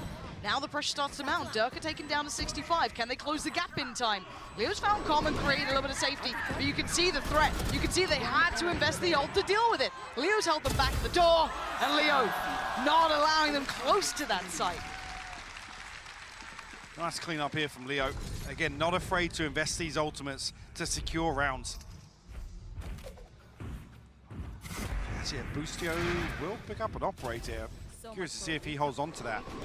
Com buys a lot of time here, even gets a kill with the Frenzy as well on Chronicle, I believe, drifting a little deeper. Unfortunately, like I said, with this advantage, Fnatic just have so many more tools to throw into that pivot point in the round. We see the trap piece here. Yeah, it might be. Yeah. Yep. Oh, wait, what? Boostio? Boostio got that kill? I mean, we know about the trap piece. Clearly, so did EG. Boostio putting up big numbers. Com by his side. Fnatic just got deleted. I want to see that first shot from Boostio, honestly. Saw the flash come through, but I don't know if he's able to avoid it or turn it. If he did with the operator, that's a snappy first shot. So that's one of those like lovely little pocket pieces that Fnatic bring out, and it looks so good for them. I mean, usually you'd see a little bit of utility dumped in behind the C's. Oh. Way ahead of the flash. Flash a little offset on the timing then. One enemy remaining. Okay. Give EG a chance. I guess they're going to grip it with both hands, aren't they? They don't want to let that one go. Oh, by the way, that's Boostio. Boostio's here. Boostio's here. Hold on. Yeah, okay, spots player. He's going to have to fall away. But bear in mind, that's Boostio on a Killjoy posted up in front of the door in Sands with an operator, by the way. I mean, it's just lunacy. I think he's got the lockdown, right? Yeah, got the Hunter's Fury and the Orbital Strike as well. Yeah, they're waiting for this. Okay, going to force him out there. Boostio's going to catch Chronicle. That's massive. Trade comes out, though. Jungler's going to go down. How did he get caught on that? Okay, Hunter's Fury. This is all just kind of shots in the dark, though. It gets cleared through by Tower. They're going to retake that position, wait it out. 4v4 now. Loss of Jorgo on one side and Chronicle on the other. The cross gets trickier. for Fnatic now without Chronicle to be able to facilitate a little bit of it, and leaves Boostio with a chance of the cross. Lockdown coming in. This is just chess games between the two. The timing on the cross, it's rough. Going to draw out the ult. Back and forth, countering. But the plant's going to come in, and Bosa's made it safely back towards tower. Boostio just noting the player sat towards that cubby. Dirk is in danger, and dance on his forehead. Got Nano to clear him as well, but Boostio holding the angle here. Finally, will put it out, but it's a little deep, and Dirk is able to shoot it. Uh-oh. You better hit this shot, Boostio, if he comes around that corner. He's just holding space. EG, oh, there it is! Big boy Boostio doing some work here, but still, the molly It took them on the so spike. long. They have just got so little time to play with him. They need to close down these kills right about now, and well, need to maybe get them done a little earlier. Com already going to get towards that defuse, going to keep Alpha busy as best he can. That's Demon One's job. Oh, the spray down is already going to get it to half. Demon One's there, but do they have time? There's no time. This defuse, it's going to be so close. They've got it! They've got it! Heroics from EG that round. They brought everything out. Every ult brought into play from both sides. I mean, that's actually crazy. The molly comes in so late. Like I said, it took them so long to actually isolate, force Dirk out of that position, dig him out of default. Like I said, the whole time this is happening, Bosa's just holding the molly. Yep. 0.15. I think Fnatic probably think they've done enough there, You honestly. think so, right? Okay, back to business. We've got a game on our hands now. 4-3, it's starting to heat up. This is what we wanted from this map. Close, forcing Fnatic into those big games, seeing the depth of EG here. What a moment for Boostio to start hitting that peak, starting to hit that form. And having a little bit of a tough time on map 1, this time forced away. Early contact made. Sand overwhelmed by Fnatic, and it's going to be Durka to find Demon 1. Trade comes in, Com going to take down Boaster. But look on the other side, there's Smoke Snap! And he gets him, bringing Durka back down to earth. But did he see the second? Surely he noted the second play, I don't think he does know. Okay, well, Chronicle's got a little bit of a chance. They come flying out. Trade comes in. Ethan there. Ethan with the follow-up. And now Alpha goes down. EG back in the game. A stark contrast of what we saw in map 1 as well. The trading, the confidence, EG putting bodies on the line. Happy to go toe-to-toe with Fnatic ahead of this site hit. Thank God for that. I couldn't deal with another map 1. Absolutely. Like, you know, Fnatic play a beautiful game. We know that, but give us a real competitive match. For me, this was the biggest question, to see EG drop a map and then come back and play confidently. And we've got a timeout from Fnatic. Again, you're now looking at those kind of exclusive clubs, right? Who forces Fnatic into timeouts? Who gets them pushed? Look at these players getting Exactly. pumped up. You The want to see that? energy is so different here on Fracture. Now we get to see the test, but back to Fnatic, right? They already have a map in hand, so they're safe, right? They're not going to lose on this map and then go out. So it's not that big of a bigger picture in that mind. But here, focused in, they've now got a challenge. EG proving there's a reason they made it this far. They've shown those tangibles now coming in. They've course corrected. They've done all those things we said. You know, put map 1 out of your mind, come in, get that start. They did. They started to heat up now. Individuals showing up. Boostio, 11-4. Like, he is having impact. Ethan's right there with him.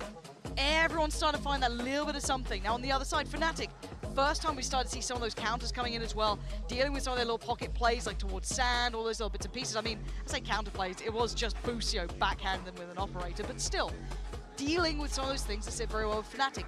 What do they do now? Where's that next adaptation from Fnatic? Well, back in a position here, obviously, with ultimates coming online. EG already have, I mean, I feel like another 2 purchases behind this. Boostio still rocking the operator. 2 away from the lockdown once again. 2 off the Rolling Thunder, so options on both sides here. Leo and Chronicle are going to be able to farm an orb here early on. Watching here. Watching here.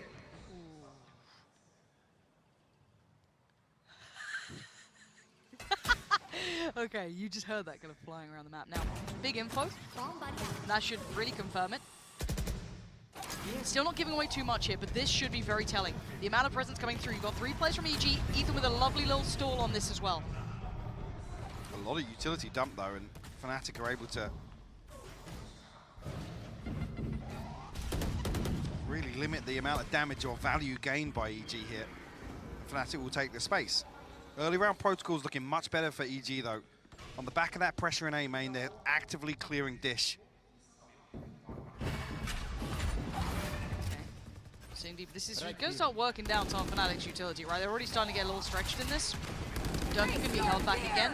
Ult's going to find very little. It's not going to fully stretch. Okay, I think it just got Ethan, so not bad, but still not great. 30 seconds here, starting to run out of time, Mike. They need to get towards the site, and there's just, they're struggling. Spike's not even out of the smoke on Sand yet. Durka has to pop here with the satchel, but get lots of players face this way. Boaster finds a second, though. Big trade from Boaster. They're taking down Ethan. That's pretty big. The cross still not safe. They've got to make it through here. And Com's watching this one. That cross is looking impossible. I think Fnatic have run out of time on this. Yeah, they absolutely have. With Alpha going down 7 seconds now, they can't make it to site. This round just crumbling in front of them. The stall was fantastic from EG. I mean, Ethan gets ulted on site here. Yes, the Sand smoke goes up very early on. Chronicle will only get one. Juggernaut will find a third here. I'm very curious why these 3 players in main with the spike out on Sand aren't pushing harder on the back of the ult. You only pinged one, right? So you know there's I mean, you pinged one, but if there's 3 of you in main... You go, right? Spike was committed through Sand. It was past rope. It was just sat there having to wait for that next layer of pressure. I'm pretty sure Boaster even pops the second, I don't know if it's a second set of smokes or maybe a follow-up smoke after they've taken that early space. So really curious there. I wonder what went wrong in that, right? It's like, that's when you want those those a frantic right? call, yeah, exactly. Yeah. Midway through that execute. And coming back into this, they've got a little bit of a force buy, really. It's not great. You've got a couple of rifles. It's far from perfect. Ult for Chronicle, though, so that could be quite nice to see if they bring that into effect. He's got to be a bit careful here. Jogamo's positioning. And Boostio watching that cross. He's in the right place. He's starting to become that ever-present person on this. Right place, right time for him. Not far from the lockdown either. Fnatic playing a little patience. Contact made. Jogamo going to respect that this time. Sit a little deeper. Zerton on the back of the utility activating here. Jogamo does have the showstopper, so Fnatic shouldn't funnel in towards tower, but he might get caught here with the pinch. Fnatic have slipped through. They're on site. They've slipped the net. Can Jogamo find anything with this? He's in so much danger. He doesn't know what's safe. Boostio's going to find him a little bit of a safety net. Taking down Alpha ain't bad at all. But now look at the threat. Look how deep they can post this. Oh, Jogamo's still alive. He looked dead to rights, and he's absolutely not. Shot in hand. He flies into Durka. Boostio holds and delivers. Fnatic faltering.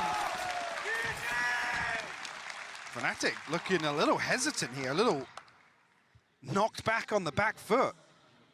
Unable to really make a decision there. It felt like I said, Jogamo's there with showstopper, so I think Fnatic are on the fly trying to address how to dig him out of this position, but with 2 players slipping past the smoke and no swing from EG, there's no dart that comes out. They need to be decisive there. Do you know what? This gives me, I'm going to say this early, and I hope I'm wrong, this gives me a little bit of those echoes of that Liquid game where they started to look a little out of sorts, when they didn't have that synergy. I hope this doesn't happen to them here, Fnatic. I want a competitive game for both teams. I don't want them to start faltering like this. For now, coming back in with what they can afford, and it ain't much. Struggling to get a grip on EG here. A couple of ults very close by. They could have a big round coming up soon, but I mean, they don't have many rounds left to play with. Trying to protect the purchase for obviously round 12. Other side of EG. Seem very comfortably now. Haven't had to rely on the lockdown. Demon 1 now 2 away from the orbital strike as well. So potentially lots of options in the final round.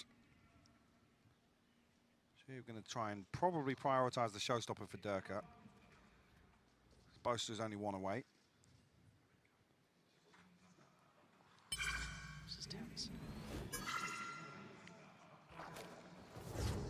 Second goal B. Boostio doesn't get checked on, and he's so confident, he's so quick. Takes out Boaster with ease. That smoke's now gone, but again, they're already leaning towards A. It's a quick reaction, but look at these positions from EG, Mike. Yeah, deep control on the south side, so they're in a great position to retake A. They can concede the plant here, sorry. Okay, do they get that safe drop down, though? Yep, Chronicle trying to make the cross for that spike. There's that reflex coming back in. Beautiful from Ethan, sheer control. 13 seconds. Fnatic aren't making much of this round. Leo is your danger man, and he's dead. Ethan coming alive with Jogamo. EG looking out of this world right now. Map 1 to map 2, these are different teams. I swear to you. How is this where we're at? This is a beautiful setup as well for the anti-eco. I said, conceding that first kill, immediately Fnatic feel as if there's a stack or they're going to be able to get ahead of the rotation with Boaster dying so quickly. It's a Boaster, it's a Boaster. Again, I come back to the same thing. The energy totally different on stage here as well. Yep. But look at the ults. Surely Fnatic have a round in hand here. I mean, there's a couple for EG, but it's Fnatic, right? They got ults galore. They should be able to use this well. Jorgamo. Oh, come off it! He's found two! Yeah, get out of there. You've done some serious damage. Dirk are gone and Alpha gone now. Late round options as well for EG. Lockdown available. Rolling Thunder here for a retake. Just want to see EG sit back a little deeper here.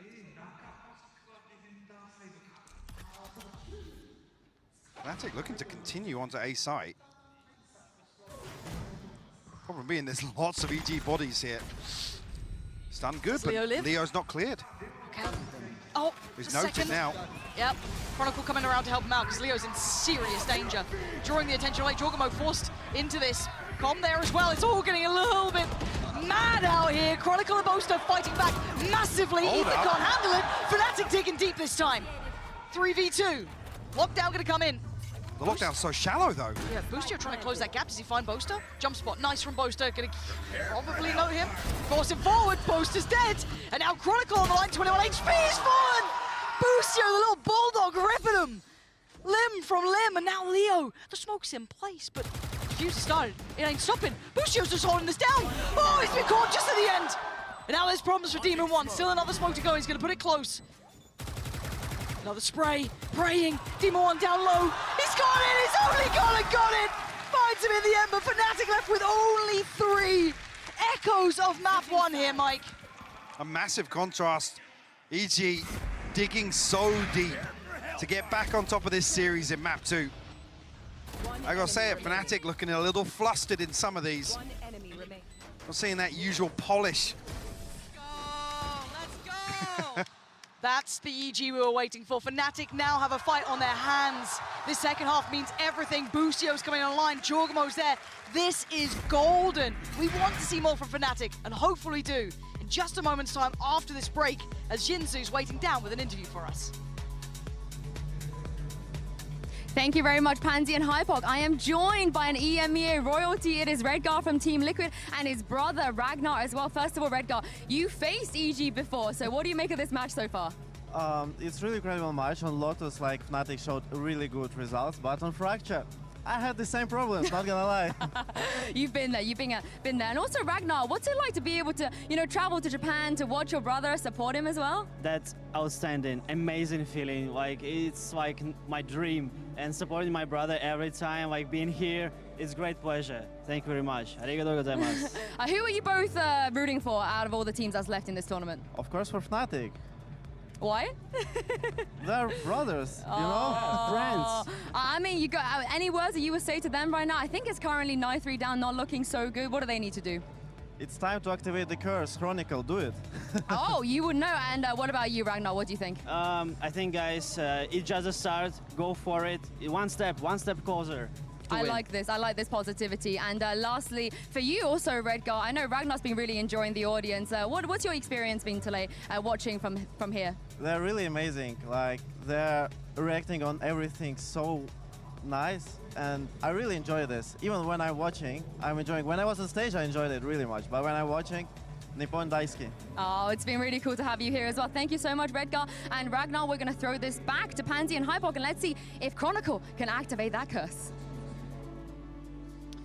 Yeah, indeed. There's a lot to be looked at here, but let's kind of bring it back down, Mike, because we're seeing 9-3 on the score, right? Map 1, blowout. Map 2 could be something similar. But it's Fnatic. They've got a lot in the tank, right? They've got more to bring out here, surely. Yeah, but like I said, I'm seeing uncharacteristic mistakes from Fnatic, seeing hesitation. Again, especially in rounds where we keep talking about Fnatic having so many options, so many opportunities available in the mid-round, ability to get some key ultimates online, and just not executing on that. Very strange to see. Does EG get the start they wanted here, though? Pressured and punished. Perfect work coming out. Trying to get those follow-up players. Comp's going to find one back, but Dirk is in aim training. Just dropping bodies. That pain shell could be dangerous for Comp. He's fine. well, finds a strong word for what he is right now. He's dead. Durka, stunning start. We've seen a couple of times now EG punished with that approach, getting tucked in that corner, getting pressured there. Happened in their earlier games, happened here today. First few times we've seen EG drop the pistol as well. See Lotus, the first example here, but this is always, EG is set up for this. They're in the right place at the right time, but FNATIC win out in a brawl outside on tree here. EG not able to even get themselves into a position to execute one of their pistol strats. And Alpha, is he going to go farming here?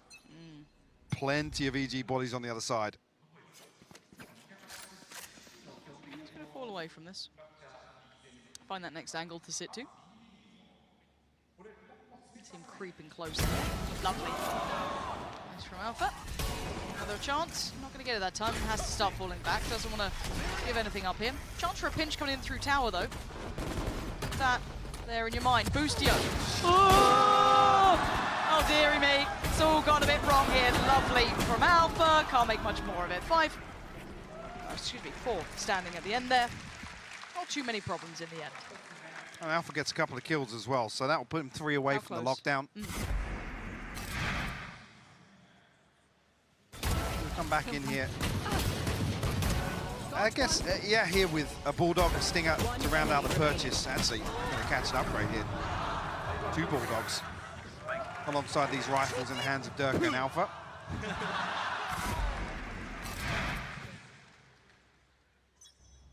Curious if FNATIC want to take the fight to them. Both are just committed towards spawn here, able to smoke off both sides. And yeah, looks like they might just take the fight to them. That's a long-awaited fight there. Follow-up not so clean though. There's escape. Gets away? Yep, 15 HP. He's still alive.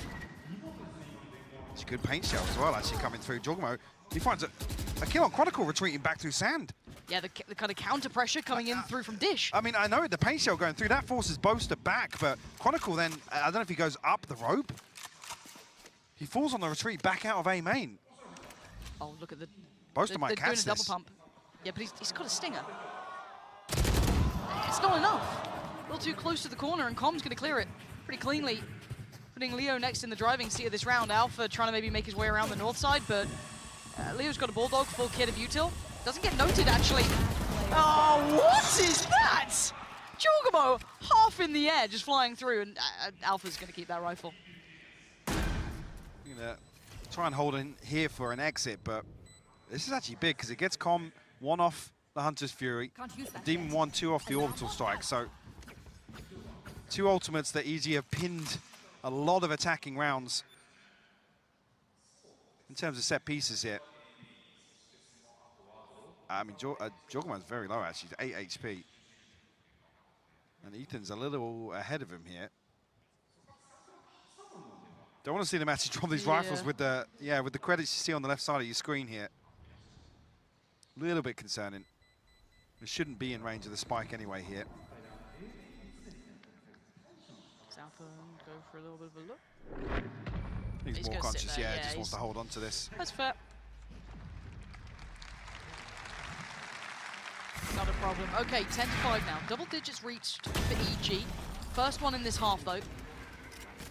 Still a buy to be had for FNATIC coming through. Oh. Yeah. Well. That's how that happened. You wanted clarity, you got it. Yeah. Oh. Clean. Okay, fun times ahead, though, because Durka does have the operator. Now, I'd love to see a bit of that. Want a bit of that. I need something. FNATIC, 5 rounds ain't enough for me. Like pistol rounds, and then once they go into the buys, where were they? There they are now, though. Durka, lovely connection on the first com, gonna fall down. That's a little piece of the kit that EG depends upon, removed above 1:30. This now should change that dynamic of what they go for.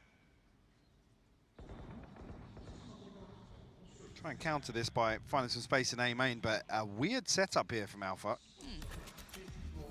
Some utility in the choke point here, and Dish uncovered as of yet, but him and Leo, I guess, ready to swing out here. Still actually bounced off the alarm bot, but still EG find themselves on site. Okay. So if they can retreat behind these smokes as well. Do they get the time? was going to say, actually, yeah, nobody from Fnatic even coming through to spam on the backside of this, so almost a rehearsed retake to come through here for Fnatic potentially. Let's see how perfected this is though. First player to step forward is going to be Alpha, trying to clear out the players on the side. It's going to be Jorgamo. Everyone else sitting a little bit deeper. You start seeing the fight towards those backlines coming from Leo. Jorgamo taking a little bit of a look to the right side of the smoke. He's going to see Chronicle for sure taken out by Chronicle, and now Fnatic take that next step. Masses of advantage when it comes to the body simply online. Ethan, what a shot though. By Demon 1 here, overwhelmed in the end. Now Leo starts to pressure. Defuse started. Alpha not going to be stopping that one either. All down to Boostio now. Oh my word, what an attempt. But Alpha held his nerve, held down the defuse. Fnatic make it to 6. I mean, there's nano swarms here. I'm not sure where Demon 1's molly goes. I noted it before the plant came through. I don't know if he uses it to maybe slow down the retake, but that's a big tool available here with a safe plant as well. Is that Demon 1's molly there? Very strange, if that's the case. Imagine if I died right now. Yeah, Fnatic setting up. I was curious why there was no real pressure onto the backside of the smokes here, but as if they were relying on, like I said, a rehearsed retake coming through.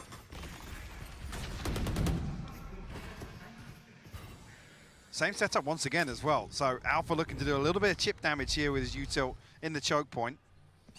The other 4 members of Fnatic over towards B site right now. Just got the showstopper online. EG, looks like the pace shift again towards the site. They want to try and, it looks very similar to before. I mean, do we see the adjustment now with the orbital strike available? Like I said, the Molly's here, the Hunter's Fury's here, plenty of post-plant tools available. Nano Swarms will go in. Ethan. There's nobody actually reflanking towards the south side here, so Boaster's finally coming through tree, but it's a lot for him to handle.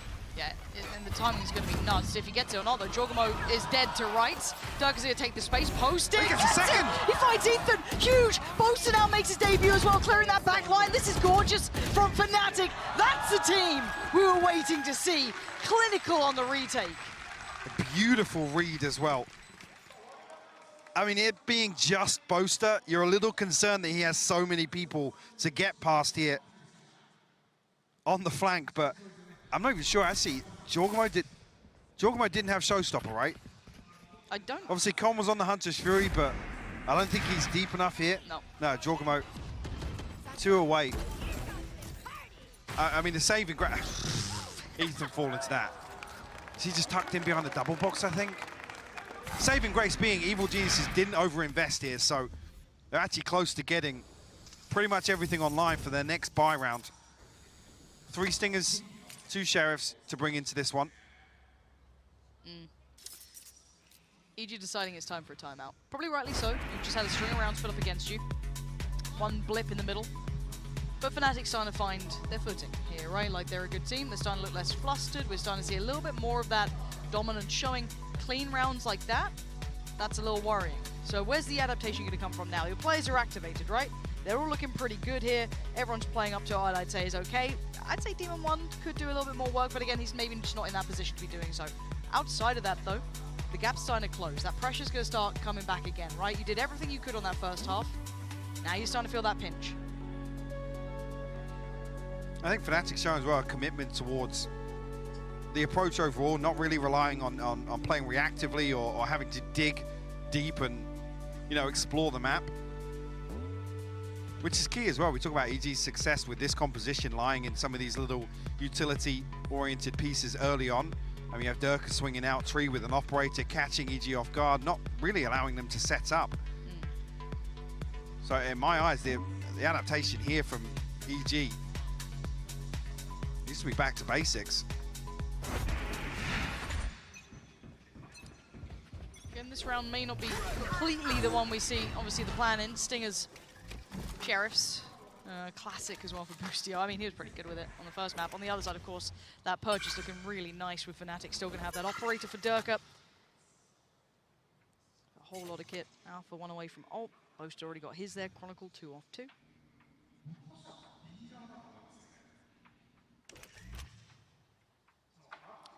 Just going walkabout, slowly closing towards that B side, but I mean, no particular hurry on this. Durka's still around as well. Jones invested very deep, actually. Don't even think he'll have a chance to spot anything towards tower or pressure Durka off this angle. Durka will spot the knife, though. He's already posted up back on this angle. No smoke to cover just yet, either. Oh, the timing makes me nervous. Does he just take a stray shot? No, he's actually holding off from that. Jorgamo going to invest his, and actually this is a big investment here. Jorgamo just going to take all the space he's being given. That could be one. It is, but the trade's there. Chronicle not going to go down either. Stays, holds, and now they're in real problems. They're investing so much, doubling down, tripling down. They can't get past Fnatic, holding them back perfectly.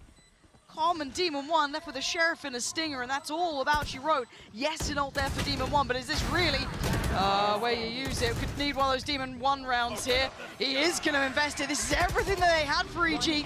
Wait, He's what? bringing out to a 1v1. Chronicle gets caught, and now it's all on Alpha. That young talent, the young gun, Demon 1 down so low. He's got to land, and he does. Alpha there. Didn't miss. Held his nerve and gets the defuse. You should dump everything into this. You can understand maybe the showstopper to try and find an opener, but the rolling thunder, it feels like just desperation. It's like, well, we've already invested showstopper, Hunted Fury. Let's throw the rolling thunder in there. Does nothing. Leo actually gets a kill ahead of it, even taking effect as well.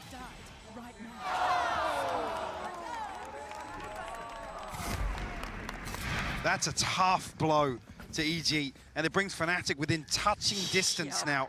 2 rounds away from tying things up. Boostio pulling out the operator here. Very curious. I mean, maybe just pushes him towards a little more passive position on that flank control, but again, nobody showing anything outside tree here. Alpha with a very deep position as well. Lockdown available. Boaster probably going to be the probe towards B site here. But EG used up both ultimates to counter the lockdown. So Fnatic can sit comfortably on that. Yeah, that's something that's going to sit very nicely in their pocket. Durka undetected, holding this ground. And it looks like a crunch towards A. You've got north and south side coming through. 3 players here. Leo on the site. Durka very forced to reveal his hand touch here. But does he get the safe escape? No, he doesn't. Jorgamo, so sharp. Beautiful shot towards Durka. Stall towards the north side. Look at the south, though. They're not out of the woods just yet. Leo, does he get checked on? Playing on site. Very hard to clear here with Chronicle trying to hold his cross. Jorgamo's got stunning movement. He flies in for Boomster out of nowhere. Finding 3, bringing this back in the hands of Fnatic and put it all to Boostio to try and do something with. He's only got 13 seconds. Who wants to plant? Still a molly in that lockdown. Boostio has to go nuclear here. Lockdown in the zone. Yeah, he can trade off lockdowns here. He's got a bit of room to play with, though. Turret's there. It's all on the aim here. He's going to be forced out of position potentially by that molly. Not much to play on the left-hand side. And now he's got some room to work. Molly forces him out. Alpha is just as quick with it. Boaster just saved them in that round. I mean, nobody's swinging onto that angle. Jorgamo finds the opener. Boaster, I think he swings out of the smoke here. The beautiful execution of Durka. I mean, he's way out of this. Wow. What is that? Fully no man land, just sat there. Right here. The turret himself. Right here. Right That's here. absolutely cracked EG's buy. Now we're in panic stations, right? This is when reality's coming back around.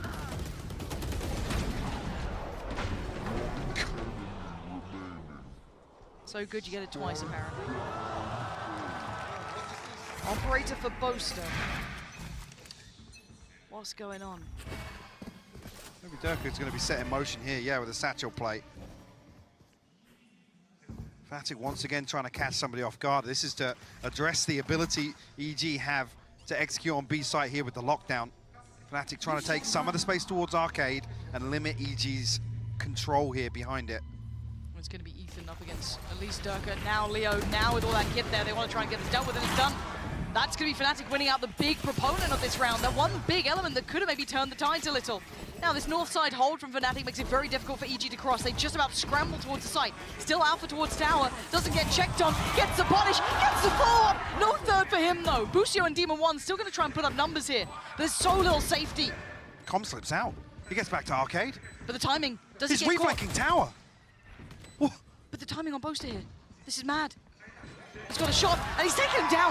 Tap on the spike, though, draws him around. Leo gets brought away, has to deal with it, he can't! Com overwhelms, but it's Chronicle in a 1v2, and the Molly's on the site. So he looks elsewhere for a moment. Can he close the gap on anyone? He can! Com's gone down, 1v1 now. Needs some big work from Demon 1 here, and it can't happen! EG just about get to 11. Fnatic did everything win condition-wise they needed. And Fnatic take the space away, but they don't actually follow through it, and I think that's the problem. EG are still allowed to execute onto Alpha on site. I don't know if maybe the adjustment here is for Alpha to be positioned more towards the tower, maybe towards the Arcade side of tower. This is what, he goes 1 for 1? Does he get 2? I can't even remember. I think he's still got 2 Alpha on the site. They didn't clear him with a boombot. It didn't obviously go into the corner. Crazy, once again, the EG invests the lockdown on that sort of round, but it pays off this time around. Boostio's in a whole lot of trouble. Boostio's dead. Fnatic even putting a hit squad to clearing this side. We've seen a couple rounds in a row now. What's the response? Not going to fully clear the utility either. Looks like just power on through close smokes. Cross not going to get caught this time around.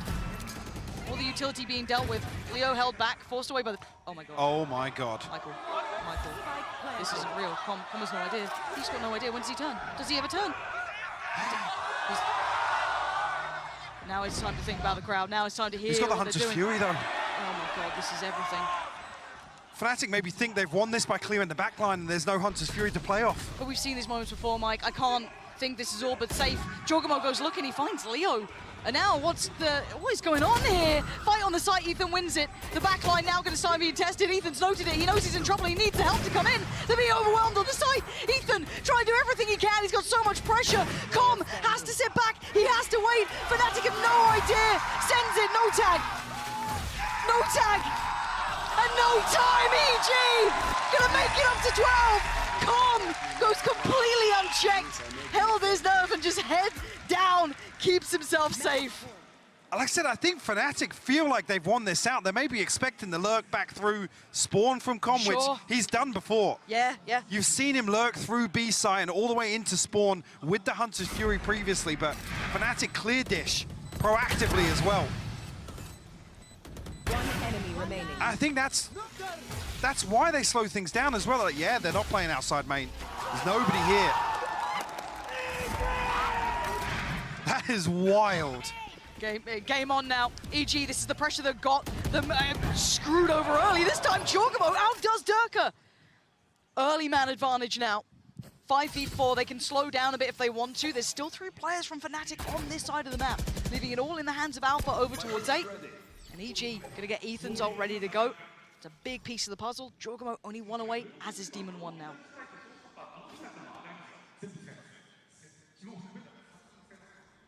Fnatic slowly clearing back through underpass as well here, but adjustment in the setup for Alpha. Another one bespoke towards just slowing things down. He's got the operator, right? Okay.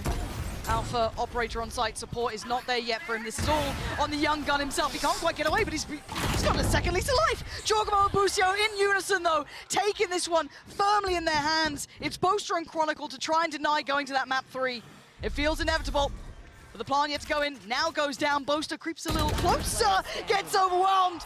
Jorgamo is absolutely thriving in this round as Chronicle, last one alive. First scalp claimed, needs 3 more. Time against him, kit invested. He's got Com, he's got Boostio, he's got nothing. EG taking us to map 3. Now we got a game on our hands.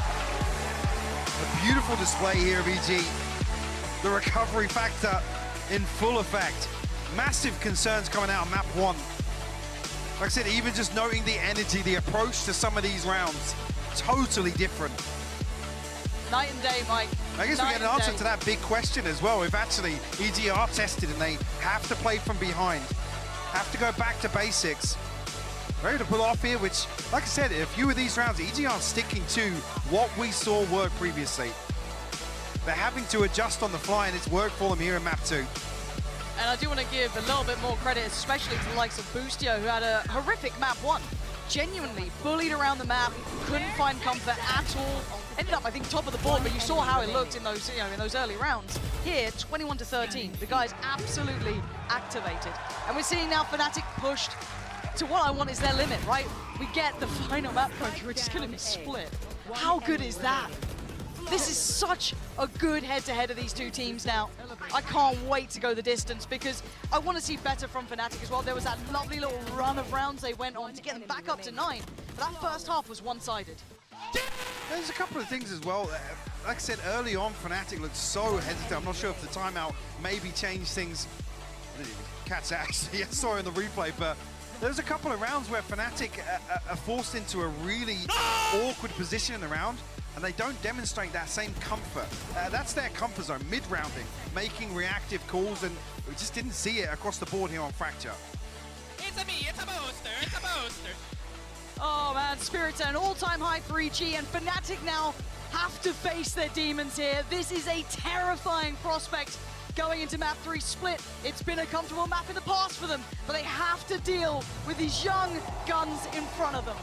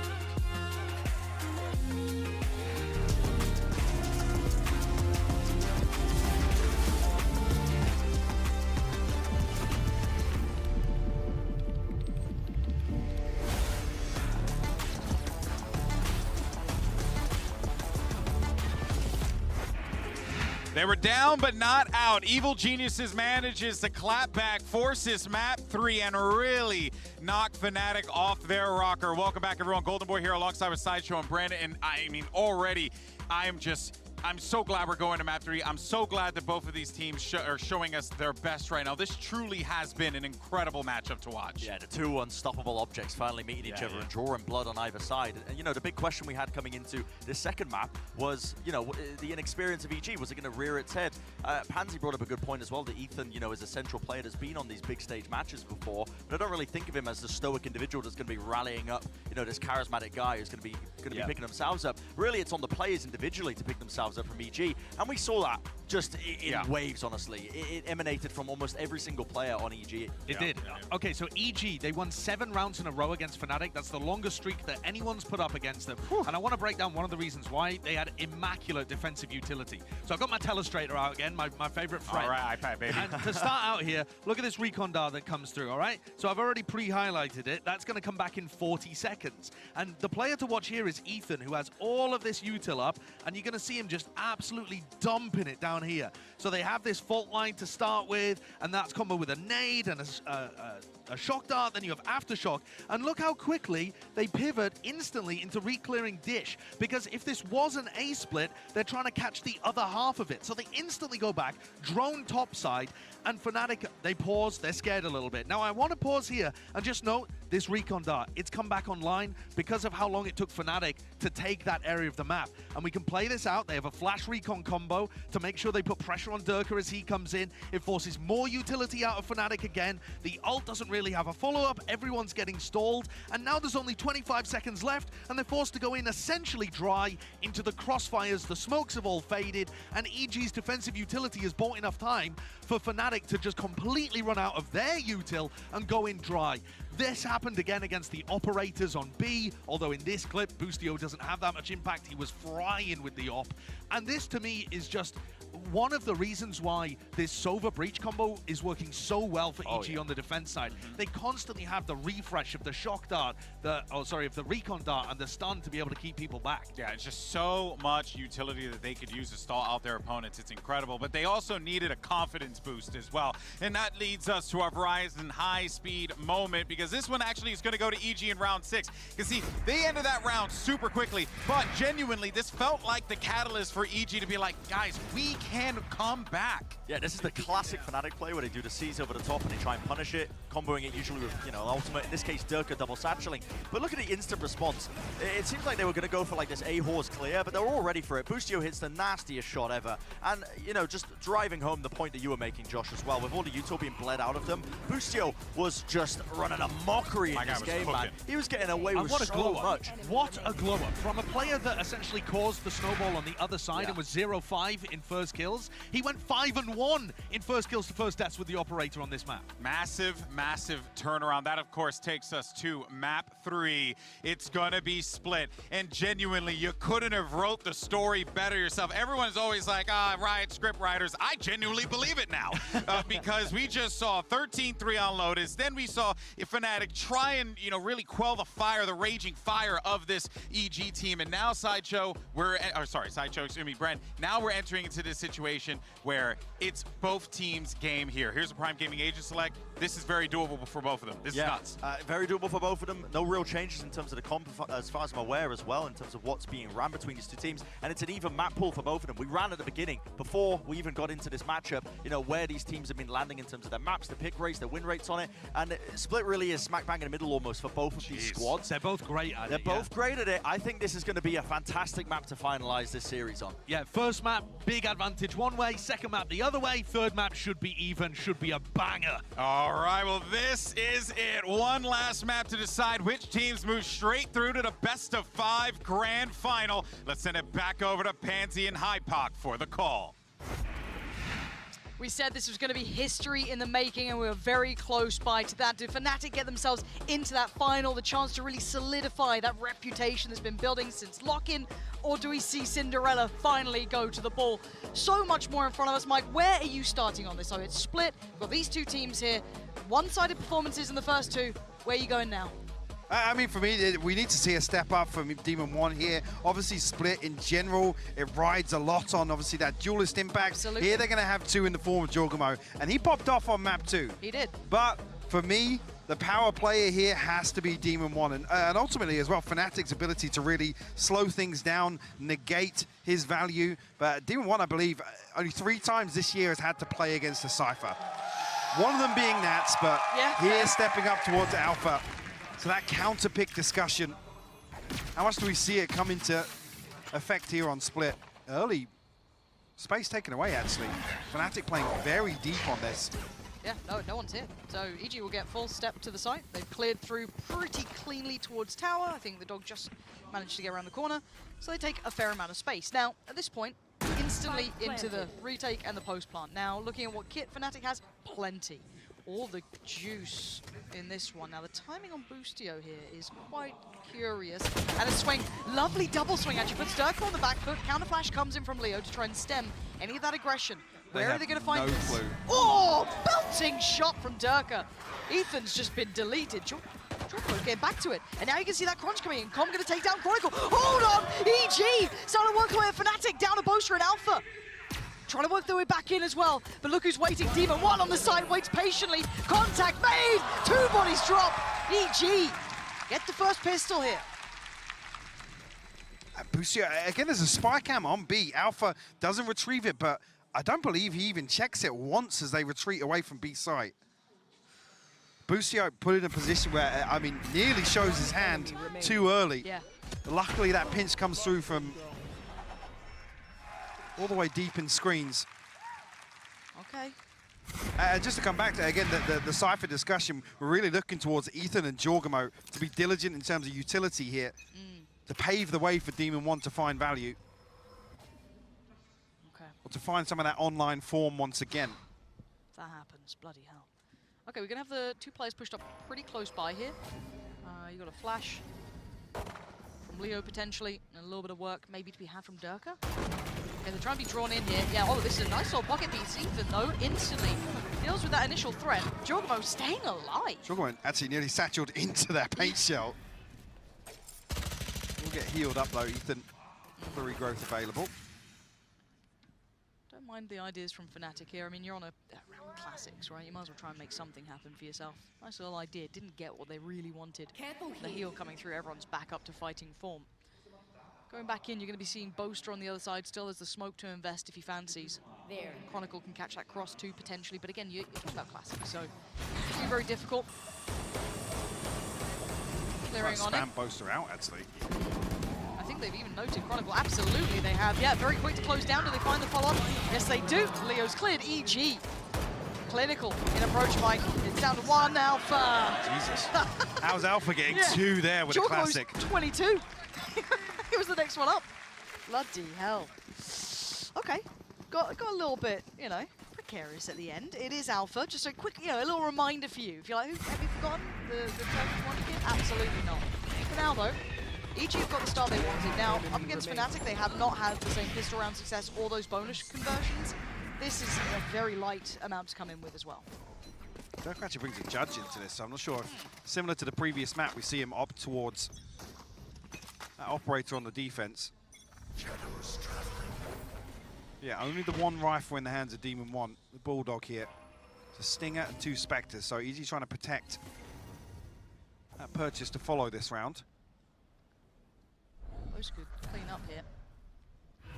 Timing's pretty key, though. Keep an eye on the rest of the map. There is slow progress over towards A as well. Not a great deal, but also just getting the feel of each other at this point, kind of getting to know these 2 sides play. I mean, I'd argue no progress, because actually they haven't been spotted, so they're not going to bait out a rotation here. The utility's unfolded. There's 2 traps, a spy cam spotting deep into heaven as well, so you do want to see these 2 players outside A at least pump a little bit, create a little bit of pressure to Fnatic.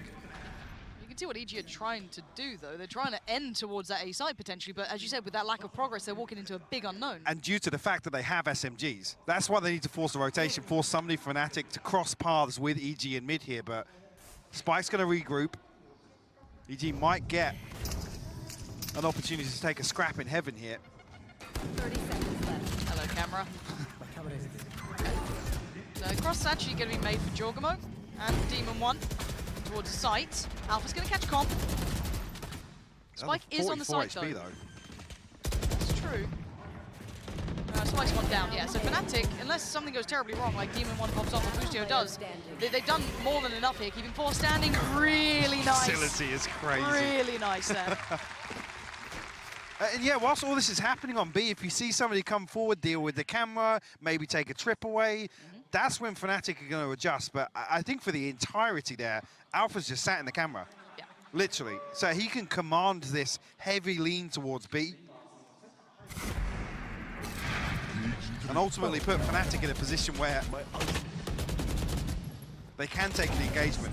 They know that odds on they're going to have a numbers advantage here. Bonus round not finding any sort of danger there, really, and I think you highlighted it perfectly as to why. It was so well controlled from some of the utility work coming in, and you can see it, I'm pretty sure, almost every round until Alpha does get checked on, right? He's going to be able to kind of keep that control over towards A. There. Looks like early start towards middle for EG, at least on their protocol list. Yeah, the Boombot on the other side trying to rattle on through. Durka waiting with the judge, so dependent on this timing, could be quite effective, but for now, just working off the back of the smoke. Slow work towards vent. Same thing applies here, though. If you don't see this utility set up from Alpha pressure here, Fnatic won't feel an awful lot of pressure. Okay, slippery. Chronicle's position, he's actually deep enough to find a stun into Mail here as well. Ooh. There's so many little pieces that can come together for Fnatic on the back of that first contact being taken. With 40 seconds left on the clock, by the way. They're desperately trying to figure this out, right? Get that little bit of a beat on the likes of Fnatic, who are masterful at this, keep in mind. Now the Paranoia gets sent. I think it only catches 1, maybe 2. Flash towards Boaster, Painter to follow. Cross going to be had as well. Seeker's going to make that pretty secure. And Jorgamo with a lovely overwhelm towards Boaster. Site's now theirs. Do they get a safe plant? They don't have full safety from Heaven, CT, anywhere else. Fnatic still have step back here. Chronicle going to get pressured. Handles Jorgamo, looks for the follow-up. Demon 1's there! Demon 1's dead! Gorgeous from Chronicle.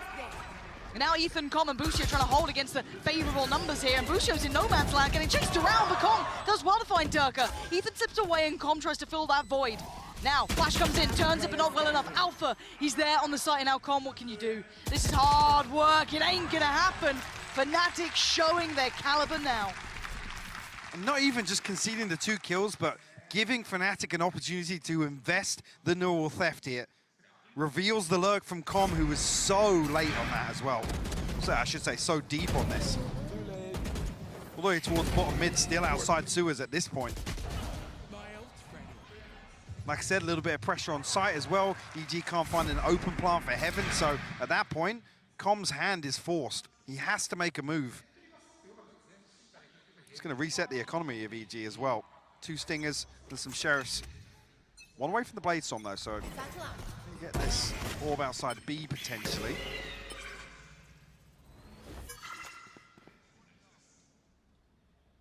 I think Demon 1 was literally like, bro, I'm right here. Please. I'm literally right here. Okay, Com, has he slipped up unnoticed? No, I think he's been pinged out. Okay, so they're aware that someone's gotten close.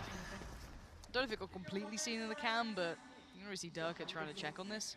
Com's got himself posted nice and deep though, so I'll be able to do something with it. Uh-oh, maybe not.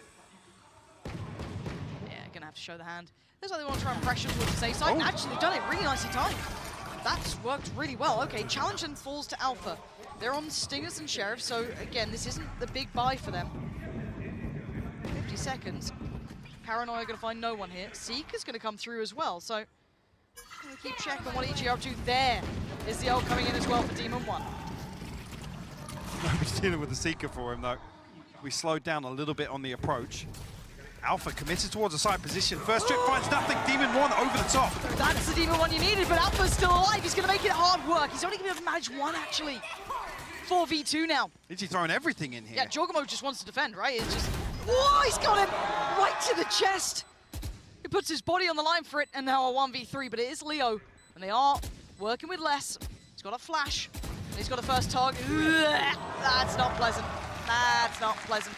But around 3G, not bad. Bloody hell. Both duelist ultimates thrown in here to convert the Thrifty. A couple of concerns in my eyes, though. Here, I mean, the pinch is perfect from Vent. As soon as Durka tries to isolate Calm, I believe, towards the top of ramp, but we have to see an adjustment here. We've seen Fnatic basically employ the same approach to Bind with his Cypher. It's to counter the default Viper wall, to deny value in terms of the lurk up behind it. You see, actually, not spotted, but pinged out immediately. Calm really neutered in that sense. And Durka's going for a fight over on A lane, the extremity as well. Yeah, Com needs to be super careful to not fall in. He's making Get out of there. Baiting it. Oh my God, Com! Okay, don't. Mad confidence, apparently. Toying with Chronicle and Durka? That's... And I don't think he even noted Chronicle on the push-up initially. It was just Durka. Durka has slipped through. No way. Does Ethan catch this? Yeah, timing's everything now. Are you serious? And Ethan's got the spike. He's got support here, though. He's not alone. Durka is. This is a beautiful collapse, though. This is nice. We find two first. Hello! Ethan's got him. Okay, opportunities are plenty now towards A, right? That's super open for them. These Bulldogs are going to struggle. Only one for Boaster, two rifles, though, between Leo and Alpha. Paranoia could be nice. Nice timing on that. Wants to close in a little. Couldn't quite make it in time. Able to sit back a little safer, but buys a good couple of seconds here. 35 left on the board. So Leo slips the smoke, finds one, spray! Against it, Demon 1 goes down. Way more possible now. 2v3. Boaster's on the side. Ah, he's been dealt with so quickly. 20 seconds, that should be the plan. Alpha does have a Vandal, though. You can find the first one cleanly. Jorgamo offers it up, hands it over. 45. Masses of HP. Blood. Hell. Alpha. Oh, Com's timing there. Nice all work together. Okay. EG have found a little bit of an answer back. When do we see a Fnatic timeout, do you think? I don't think it's now. Maybe another couple of rounds. I don't know. 2 to 4 here? I mean, no, Vinny's probably considering it now, to be honest. Says first round we've seen Alpha switch things up. The utility invested towards B. And like I said, that's key. In terms of throwing off Fnatic's defensive game plan, seeing the same thing run on Bind, relying on the same things here on Split. Maybe if another round loss comes through. We do see Fnatic switch things up. Big spam coming through, but Ethan. What a shot! Fully unintentional, it feels, but you take him when you get him, I guess, because Fnatic wanted to get aggressive down middle and you've taken away First time the main actually, proponent. Yeah, they give up a first death as well. No commitment to the swing behind that as well to make sure that there's a trade that happens. Just so, I mean, yeah, EG are stacked here as 3, sure, but both on a judge as well, so he's going to be committed towards a very deep position towards main. You are divided. Does the Trailblazer spot it out? Yep. Wait, that's in okay, middle. that was in middle. Yeah, Boostio was taken away. Boaster. There was another player on the side though. That is going to be Leo. Still succeeds. Takes down Demon 1. Site's far from secure. And trying to slip the wall against Chronicle. Not going to happen. Ult comes in. Now they're scrambling. 2v2. Alpha and Chronicle up against Ethan and Com. Ult's going to be put in though. Alpha did find a kill off that. God, the ult as well. He's throwing everything in and the kitchen sink, trying to toy with all. It's snapped to attention from Ethan. The Seeker! Oh, bloody hell, Alpha! He's getting chased down by it. And a follow-up from Ethan with the judge. They've extended the lead now, 5-2. We got to take a breath here. This is now becoming a bit of a gap, right? We're starting to see them stretch this lead ahead. 3 on the trot. Mini's feeling that too. Fnatic. What is that? Yeah, it's just. What the hell is that? It looked even worse on the replay. It did. Yeah, no surprise to see the timeout come through here. Again, Fnatic's purchase delicate. Obviously, the light shields will protect it a little further, but I mean, you've just highlighted it too as Dirk at 1 and 7 right now, unable to really have a say in a lot of these rounds, which in my eyes are ones that Fnatic are being given a lot of space to play with. Initially, they were getting a lot of value on the back of heavily anchoring away from Alpha's setup, but didn't do enough towards mid or B. When you have that guarantee of a lack of pressure, what's the second step? What's the second win condition for Fnatic in these defensive rounds? We haven't really seen them take the initiative, to be honest with you. That hesitation, something that certainly stood out a little on map 2. I wonder if that's coming through, showing here. Again, still early enough that they could very much have this timeout, come back in with a little bit better prepared here, maybe Mini noting what you did as well. Maybe finding those opportunities and taking them a little bit further, especially off the back of the space they've garnered. But again, EG can come in and kind of change things up themselves now. They've had a little check-in with Coach Potter. They can find whatever they need. A couple of ults here, yes, but I mean, it's really only Durkas that can call them to mind. And beyond that, you're starting to see a little bit of confidence creeping in with EG here. Just a little, not a lot just yet, but the 2 rounds from Fnatic have been halted. What does EG do after this timeout? Fnatic already going to take space, a little bit more committed towards B main this time. Haven't seen them explore this far yet. Yeah, we'll get the Seekers here. Flat garage orb. Similar setup once again. Chronicle nearly caught off guard, but potential to be isolated here. He's done really well to get away Yeah, from he that, has, actually. yeah. Forced into 2 open angles, EG unable to punish, but Jorgamo setting up here.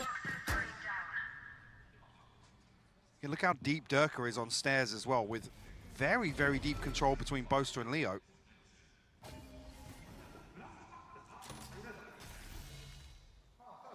Still committing this A here, yeah, okay. So the players going in is Demon 1. Chronicle going to try and supplement and support on the side, which is going to be Alpha, but Alpha's seeing nothing. Oh, Jorgamo flies in! Demon 1 did manage to capitalize on that timing, though, by taking down Alpha. Boaster slips a little deeper. Demon 1's still here. What? Dodging, trying to get around it. Fnatic take it back towards the site. A couple of fumbles, it looks like, but 2 players still standing. Boostio and Com. Spikes down on the site. 27 seconds. Not easy at all. How do they find any next step here? Especially with Leo's position. Yeah. Boaster is lower HP, but 15 seconds now. Running very low on time. Dropping down together. Dirk isolates the first. It's all on Boostio. He ain't got it. Lovely. Safe pair of hands in the end from Boaster there. Got very chaotic on the back of Pillar. Demon 1's just terrified of the showstopper coming through from Durka. Chronicle's ready to swing out of that smoke as well. It's almost like Demon 1, he's set up for 2.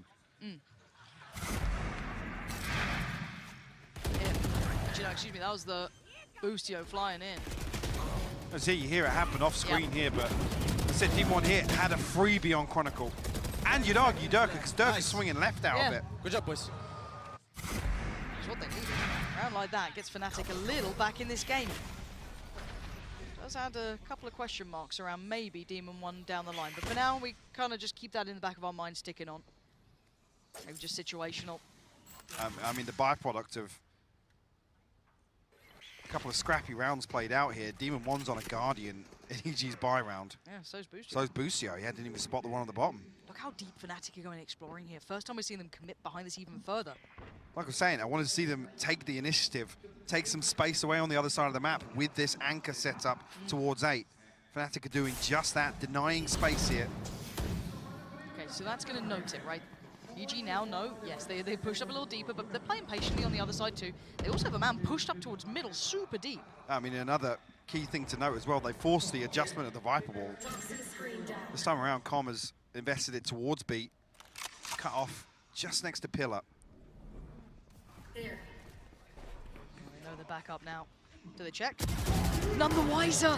Leo did find Ethan though, so Com's success only keeps us back at a 4-4. The spike goes down. 30 seconds left. And you're looking at the clock, really, 27 seconds. Jorgamo maybe banking on finding Boaster. They look like they want to finish on B. You're going to have Boaster and Leo to try and hold them back. Jorgamo just on the other side of that smoke. Does he catch your timing? He's going to hear the steps. He went for an audacious play, but Boaster not falling for that. And they pivoted over towards A, over towards Chronicle, over towards Alpha, who's caught the cross. Demon 1 took so much damage. Spike goes into the hands of Boostio, but can he even get the spike down in time? I don't know if he can. He's been denied. Alpha's fallen. Spike is in, but no players to stand and defend it. Fnatic really starting to put EG through their paces.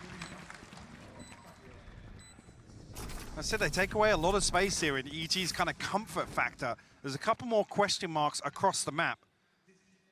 And it takes them so long to figure out where they want to go. Boostio is still lurking up onto A. when the rest of the team are still, it looks like they're committed towards a B split.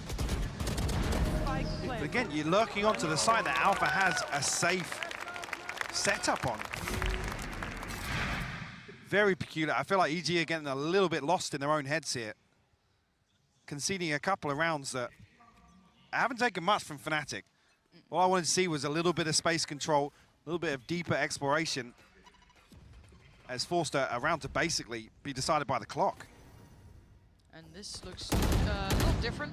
3-2 split, but it's quite pacey. But there's 4 players here from Fnatic. Again, Fnatic will just be leaning on this stack. Alpha is doing wonders without even having to fire a bullet, right? He's doing perfectly holding this down. Now he gets a little tested, though. Again, they are on a lighter buy. You've got that rifle with Calm. That's all I'm seeing, but Ethan going to put that stinger to use.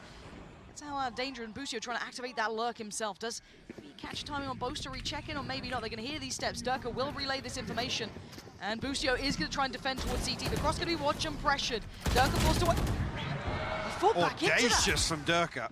He's got backup now, but obviously that's just way off the timing. Demon 1 might be able to punish these two. The young gun who's not fully had that same form we've seen online, and it will be once again absent. Leo outdoes. Gives them a big shot into this round. Again, note the weaponry they have. Com has a rifle to work with here, but it's just a stinger and a sheriff in the hands of Ethan and Boostio. Flash is good, proactive here. Com finds a kill. Lovely synergy between the two, still being proactive into these post plants, just perfect. Boaster and Leo, what do you do on the way back? They have nothing else to play with, no more flash for Leo, just comes on now. You might be able to do something, but time is running very low. On the spike they go, first one found, Boaster's not stopping. Hold up. Hold on, Leo doing wonders, can he find him? No, Boaster with a defuse. Perfect work from them, making it count with so little. What a ridiculous outcome to that round. And a bit of a fumble from EG. The perfect setup here, the plant, maybe just not deep enough here. I'm not even sure actually the final plant location, but it looks like it's quite far over to the right, yeah. It's massive for Fnatic as well, that's 3 now. Daylight robbery to get away with that defuse. Yeah, oh no. Yeah. But they got ults, right? So for EG, gonna pump the brakes here, right? You got the round with, you know, the fully stacked house, right? You got everything you want. Maybe not the knives for Demon, but that's only 1 away anyway. So this feels like they've got a big chance in this. Now for Fnatic, again, the fact of the matter is that someone who's sitting on 8-8 currently is determining the vast majority of the outcome of this game. Alpha's hold on A, when he doesn't get tested, when he gets, you know, sit onto the late game, they're allowing that 4-play stack on B. All of these things are working out so well for Fnatic. I don't know if this is still even enough for EG to get around this. I mean, it almost counts that with saying EG aren't really addressing the backside of that problem. They're trying to desperately force the adjustment of Alpha, which is why I think we're seeing Com now put the wall towards B to plant the seed of doubt that a lurk's coming through on B this time. There's going to be slow pressure towards mid, and they're going to try and find the back way into B site, but it's not happening. You're not seeing... I mean, I was talking about maybe EG switching up the early round protocols on attack here to enable Demon 1 to play against a, you know, out of his comfort zone versus a Cypher. Once again, like I said, very few times we've had to see them do that, but it's not even becoming a factor, to be honest with you. It's not. All right, let's see what we have this round. Okay, little bit of intent towards middle. 3 players here from Fnatic. And the early ult sent through, finding nothing here. And it's going to be trying to set up Durka, but they're cleared. So much information on the back of this. Alpha's got to be ready. He has got players coming his way. The Seeker's going to highlight where he is. Demon 1's going to be in. Let's get caught, but that's fine. Gets cleared. And it's going to be an instantaneous retake. Jorgamo sends him scurrying away. There's a chance there. Boaster and Leo would have fallen to that. Viper's Pit set up here. Everything dumped into this round. EG have to try and convert this one. No snake bites available, so they have to almost commit to some engagements here. It's going to be brawly, isn't it? Oh, Boaster, so heads up. Clears out Jorgamo. That's the first player to fall. Is he going to try and spot some of these players out? Yeah, okay, gets sent back away from Demon 1. They're still on the site, just safe here. Drop down comes in, Boaster getting closer. 16 HP, spraying and praying. Ethan waiting. Anyone who shows through that wall, they're getting closer. Closing in. Fnatic starting to flood on through. Demon 1 can't do enough. It's all on Boostio. A 1v3. The toe denying on the first attempt. They might not be able to get to this. Oh, he's done just enough. Boostio. Heroic strikes from further away, and Fnatic do not have the time for it. I mean, Fnatic get over the initial hurdle, absolutely flooding that Viper's Pit. Very well executed, but like you said, the time passing them by. Even with Boaster finding an early entry. Boaster did really well to get that so quick. To get Jorgamo down, relinquish some of that control on the back of the Cosmic Divide. It just comes down to this.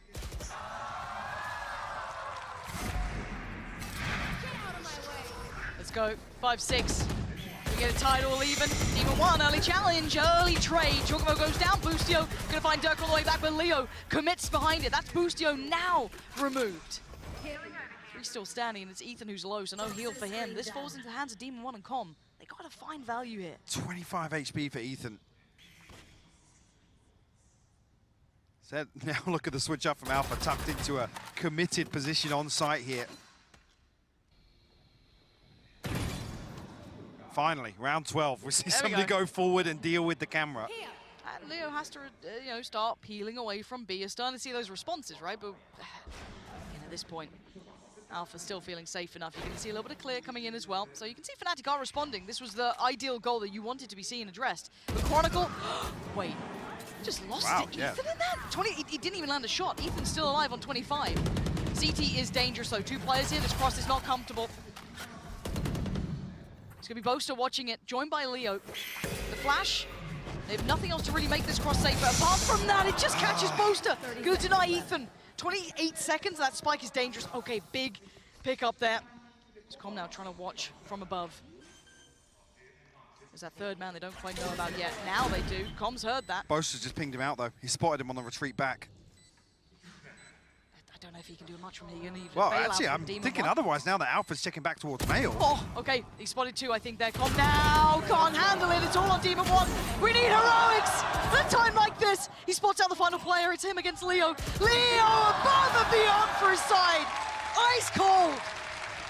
Didn't fall for it. Didn't get any threatening by it. Perfect work by him. 6-6. This is the game we wanted. It's heartbreaking here for Demon 1. The first one, disgusting on Boaster. Lovely. Then drifts back onto this angle. Leo sticks to his guns, doesn't fall for the bait back.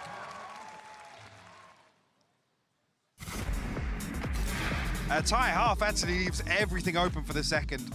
You're absolutely right. Let's hand it back down to the desk. Oh boy. Oh boy, 6.5. Is it a banger? It's a banger, it's baby. A banger. It's a certified, GB banger. Okay, let's just jump into this one real quick because we don't have a lot of time here. Really, I think the sideshow, it's clear to see that both of these teams neck and neck through and through. Yeah, and it's required hero plays from EG. This round, they get Demon 1's Knives online to win a thrifty round 5, and then Jorgamo commits the showstopper towards the end as well, using these ultimates in an eco-disadvantaged situation to even make things doable for them at the half. Boosty also clutching later. Yeah, pulling back. I mean, this half was really defined by winning the pistol round for EG and also those big moments where players were able to step up, because in terms of the macro play, they were falling apart. I mean, round 8, 9, 10, they were really dropping the ball. And speaking of dropping the ball, the duelist players on either team as well, either side, Dirk and Demon 1 were not having good halves. No. And I really do feel like this next half and the entire series is going to be defined by which duelist player can step up first. Which player is going to start playing up to the potential that we know they can do. And to me, I'm looking at Durka and thinking that is so far away from the norm for Durka. Oh, of course, he's almost inevitably going to play better in the next half. Yeah. And then how does EG hold on at that point? And also, how many times have you seen D1 run around a corner and Demon 1 like just whiffing shots, not able to hit what he needs? Like that. But it makes more sense for him, in my opinion, because this is his first time ever at a global tournament. He missed lock-in, remember? This is his first time on a stage of this magnitude. Durka has been here so many times. I feel like it is inexorable, the return of Durka. Yeah, this has genuinely been a fantastic matchup, Brand. You couldn't ask for it to be any closer than this. Yeah, I really want to see the big step up, though, from those individuals that we spoke about as well. Feels like Fnatic have the better idea of how to play this map, even though we haven't seen it from them that much. We'll see what ends up happening as we go into the second half. Let's send it back over to Pansy and Hypoc. Thank you. Yes, indeed. It could not be closer here between these two teams. 6-6. Feels like it was almost, fated to come to a close game on the third. But now the test begins, Mike. Is this all that's in the tank? Is there more to be seen? Where are you looking? They set up here, FNATIC looking to pop out the gates. Potentially take early ramp control. A little bit of information on the back of the boombot here from Jorgemon. Demon 1 already posted up on the backside of this wall. Actually, yeah, Durka tagged up as well, down to 54. Here. Trying to get maybe some information off the cam to commit that paint shell, force a player out of position. Okay, Demon 1 just about wins that fight. Left standing on 10 HP. That's going to be Durka gone. And you're looking at the rest. Where's the rest of the progress from FNATIC? You've got Bosa kind of slow working towards middle. That's going to be checked on by Tom. That's key information for EG. Now they can play a little looser, a little deeper in heaven. Maybe look towards retaking some of this space once contact comes through, but actually with Demon 1 tagged up and committed towards the side position, maybe screens is the focal point for them. Could be. They seem very aware of this, but I think you teed it up just right. They're sitting so deep on this, harder to clear now. This utility will not have as much success, but it will give them that semblance of safety moving forward. Probably going to note one, but Alpha, the timing is fantastic. Punishing Jorgemon to try and maybe alleviate the pressure. Ethan tries to work forward. Alpha again. Yes, he found Boaster, but still, across his had. Demon 1. 10 HP on the site. He's gonna get checked on here, sure. Spike planted. Right? Yeah. He's gonna lose that window of timing now. Sweat it out between Alpha and Chronicle. Chronicle delivers the bullet perfectly! Beautiful work from Chronicle there, catching Com, doing so much for them on 1 HP at the end. I mean, Demon 1's able to survive here for so long with 10 HP, but doesn't even check rafters. You see, he's just desperately, he's playing to not die here. Not to have a say in this. Alpha, 2 ridiculous kills, I've got to be honest. Oh, he's had a round. Yeah. Nice, boys. Again, look at this, I mean, with an even first half, EG, I think the only time they've lost a defensive half on split this year was versus NRG in the playoffs. So they've got to feel good about coming out, at least setting themselves up for success here. A little posturing here, I think, FNATIC out on the back of the orb being taken. They're just going to force their way onto B site. Boostio almost got caught up in that, yeah. Seen so clearly. Durka's on the hunt. I mean, it's very rare you see a quiet game from Durka. I think the desk kind of highlighted it very well. It's pretty reasonable that maybe Demon 1 isn't as comfortable yet. He's still working through that first LAN sort of vibe, right? Trying to feel it out a bit. First international LAN like this, shall I say. But Durka, I mean, it's rare you see him have a quiet game. It's so we'll see if he can activate here. Still around for him to build up that bit of confidence, get a little bit closer to that showstopper too. I think this discussion that obviously Josh and Bren were starting to have on the desk. Demon 1 can get the operator online. What is that? Huh? Okay, slowed down a little bit here. Alpha going to find a response. Enemy remaining. And yeah, cleaned up. I get worried when Demon 1's finding a classic kill from all the way back spawn to hell. Doesn't seem right, does it? No. But yeah, like I said, obviously the desk asking for one of these duelists to step up and really be the difference maker here in the home stretch, I guess, of this series. Demon 1 can activate here, get an operator online nice and early. We know that's the comfort zone. Keep talking about him not having that experience stepping onto the stage here. That is key to EG's success in the second half. And FNATIC here, you look at the buy they're coming in with. Very well rounded. I mean, they got everything they want here. Doesn't look like a bonus. No, it does not. There's just that one Bulldog in the hands of Boaster, who's always pretty selfless anyway when it comes to his buys. Doesn't really make much odds when you think about it that way. Durka trying to go in early. He's going to get ahead of this. Paranoia is perfect. Wow. Boostio, though, giving a second lease of life, though. Not going to be checked on just yet. It looks for the fight on Durka, who's just taking space, taking names, and Chronicle, the layering to this is just out of this world. FNATIC just taking the site perfectly. Ethan and Demon 1 are a mile away. EG caught off guard a little bit with the pace here. Snakebite comes in very late. There's obviously a paranoia that catches Com, I believe, falling from heaven in midair. Yeah, Boostio and Com just not in complementary positions to absorb a sight hit like that with so much of FNATIC forcing their way through the choke point. You're starting to see that caliber come into play, right? FNATIC are incredibly robust. I mean, almost flawless run in EMEA. I mean, very rarely getting fully challenged. They came off the back of the win in Brazil. There's a lot of reasons that we put a lot of credit with this team, and we expect big things from them. You're starting to see some of that caliber slip into place here. Yes, it was actually a very well-rounded bonus, if you want to call it that. They're going to be very well situated going forward. Can ask for much better. Call it a buy round. Honestly, yeah, with the light shields in. Yeah. Again, that's how Fnatic will stack up regardless. And like I said here, when Com falls, Bucios is not in a position to capitalize on, you know, shooting somebody in the back or catching somebody off guard, even with a spam kill actually inside the smoke. Bit of a switch up here. Fnatic lean heavily towards 8 in the pre-round. 2 rifles, 2 stingers, and a sheriff for EG to work with.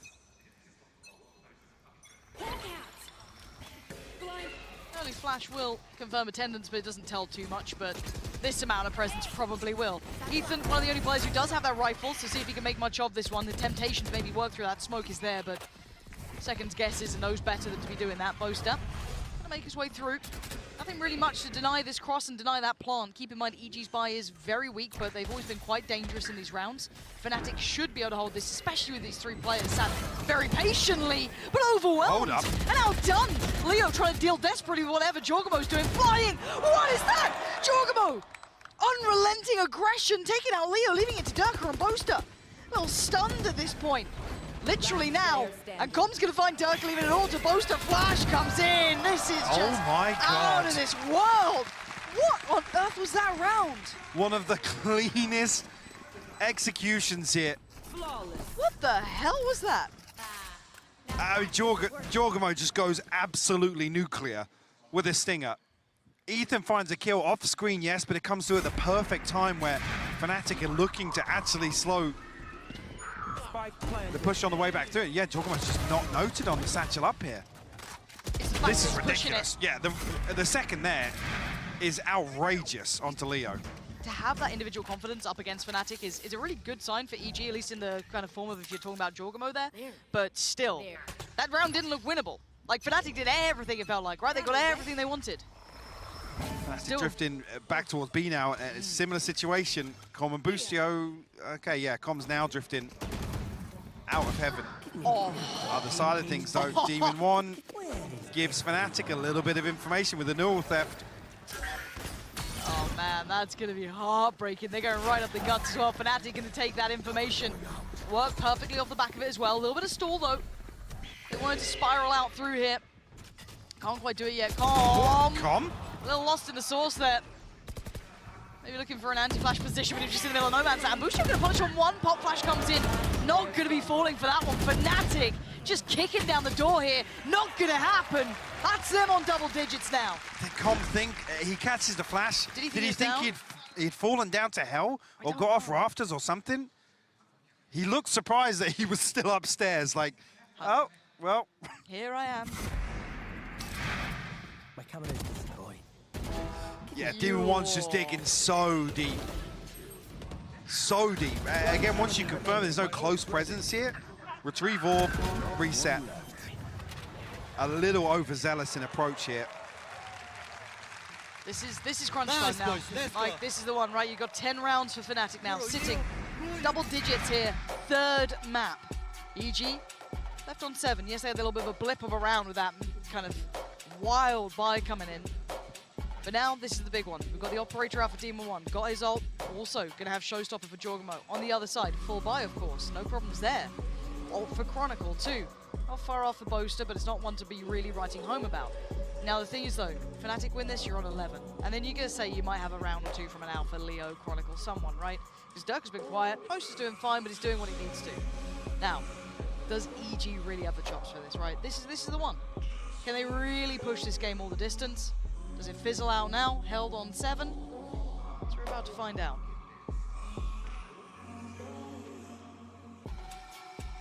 Operator actually in play now for Demon 1. Both duelist ultimates, but I mean, decent progress elsewhere. Actually, Com the furthest away, 3 towards the pit. The other side of things, Fnatic, Rolling Thunder to work with, so limited in options, but they have that financial buffer a little bit, even if it's just 1 buy round to fall back on. With a commanding lead here, a bigger picture, Fnatic, and an advantage across the next couple of rounds. Unless EG close this out as close to flawless as possible. Fnatic change the pace. Shift gear a little. Lowering it down. Holding this very deep default. Yes, a little bit of a fact finder over towards A. They've noted potentially Alpha. I think it was actually just around the corner, but it stands. Utility being handled. But curiosity, EG, wondering what Fnatic are up to here.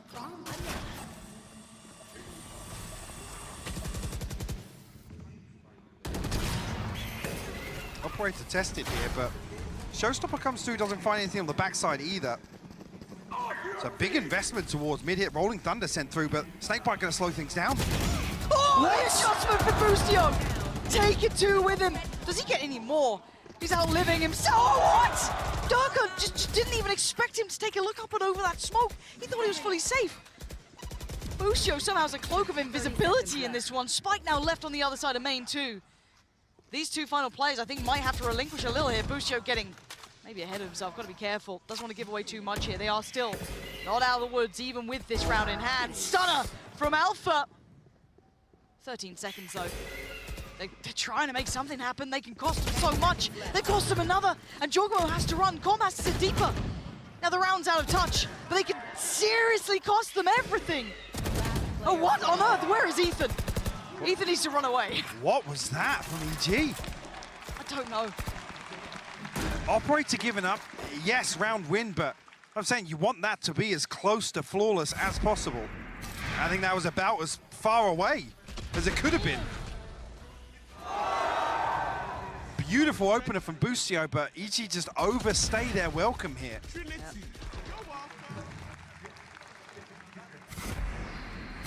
Bladestorm available, but Showstopper burnt up. There's an opportunity to offset the purchase just a little bit, but look at the remaining funds. Worlds apart from where you'd want to be, EG coming out of a round win. Boostio's in a lot of danger. Look at the pace in which Durka's closing that gap. He's got the sight to himself. Durka cracks open the sight. Oh, quick one back though. Demon One takes off his scalp and now looks for a follow-up. He's not alone in this. There is support here. Oh my God! Beautiful from Demon One, allows Jorgamo in. But it's down to these two. The deadly duo from that last round who cost them everything. Spike in a very similar position. But now more time. A minute to play with. You have to be on your guard. Alpha and Leo are looking sharp right now. There they are. Jorgamo notes them. Spots both. He cannot let this slip. That was a great attempt from Leo there. Serious damage on Ethan, but they stand tall. They stand with 3 alive. Huge plays from Demon One. To go over the top of the double box there is ridiculous. First one, clean onto Durka, but the decision-making here.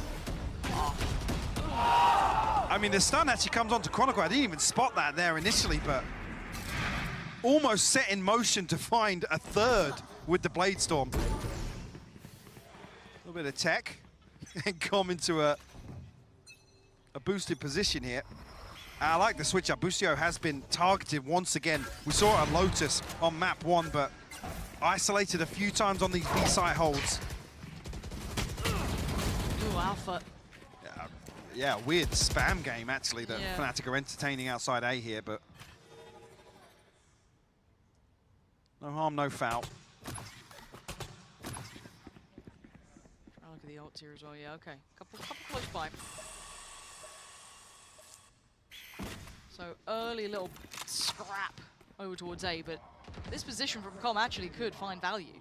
Especially if Jorgamo's shown presence. Now he has. I mean, they've noted Demon One on the other side of things as well, so. Oh, but they're backing away. Where do they go with this? I mean, you've got, what, 45 seconds. I guess if they split through Heaven, then they get a great opportunity to clear Com, actually, but a late lean back towards A, bit unknown. Demon One, operator there. Fnatic running this really very late on the clock. Late round, walking into an operator potentially. Timing's everything. Does Demon 1 get a fair shot at this one? Seeker's coming in, he's lost his teammate, Bustio's fallen. What? It's all on Demon 1! He's gonna stand tall on the first, does he get a second? He knows Leo, but he didn't expect Chronicle, he's fallen. Oh, but a quick catch from Boaster gonna take Jorgamo down as well! And now Ethan and Com, 10 seconds left. so far away, I don't think they can do anything about this one. Yeah, a couple of low HP players, or should I just say one? But this looks like 11 from Fnatic. It's definitely, yeah, Com's even going to just try and hold on to the rifle. I think maybe even flank all the way through spawn, but Ethan 46 HP. Don't really have a fighting chance versus 3 members of Fnatic tucked up close on site. Yeah, really strange. This almost feels like leading into the late round, EG have an advantage with an operator still anchoring towards A, but Bustio slipped into the smoke. He doesn't deal with the Seeker. He wants to remain unnoted, but then gets found by Leo. I'm not sure even if he makes a noise there, but another situation where there's 2 members of EG just not in complementary positions once again. Ah, well, you have your answer.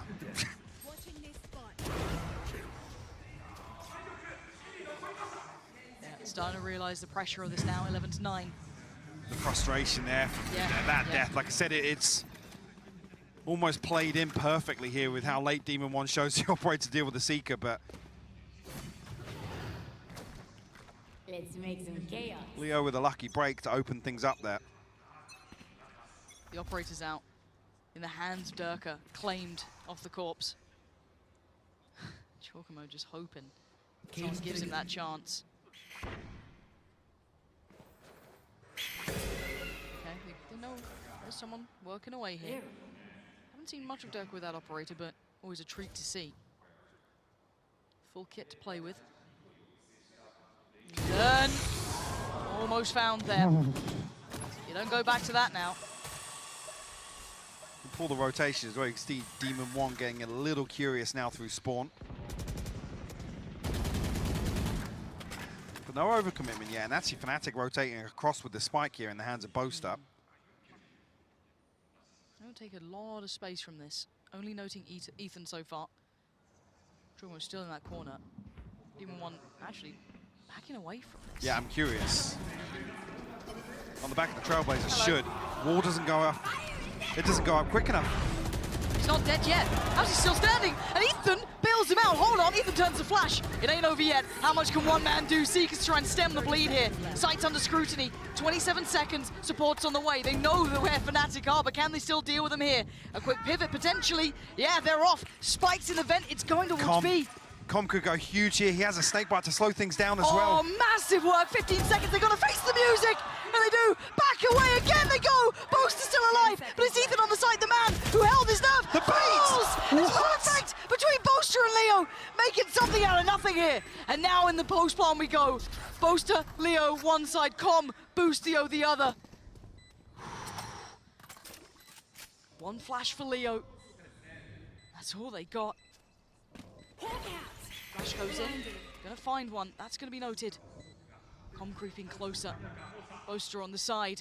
Leo, the first fight, he's gonna see it. Bustio closing the gap. Oh, it's all now down to the 1v1. Leo on 25, Com on 30. All gonna go in, does he chase it down? Leo's tempted. He's got the shorty out. But time is starting to tick. And Com has to find him, Leo closing in. Has it, and he falls! Com, the hero EG needed. Right down to the wire here. Oh, of course! Double digits for EG! We're going all the way here. 11 for Fnatic, 10 for EG. This is absolutely ridiculous. This back and forth. Boaster's TP here is just timed to perfection. God, just to make it even harder for Ethan to have a say in this 1v2. Like I say, Com Snakebite, a key piece of utility. Oh, that was it just then, wasn't it? Just cut away from it.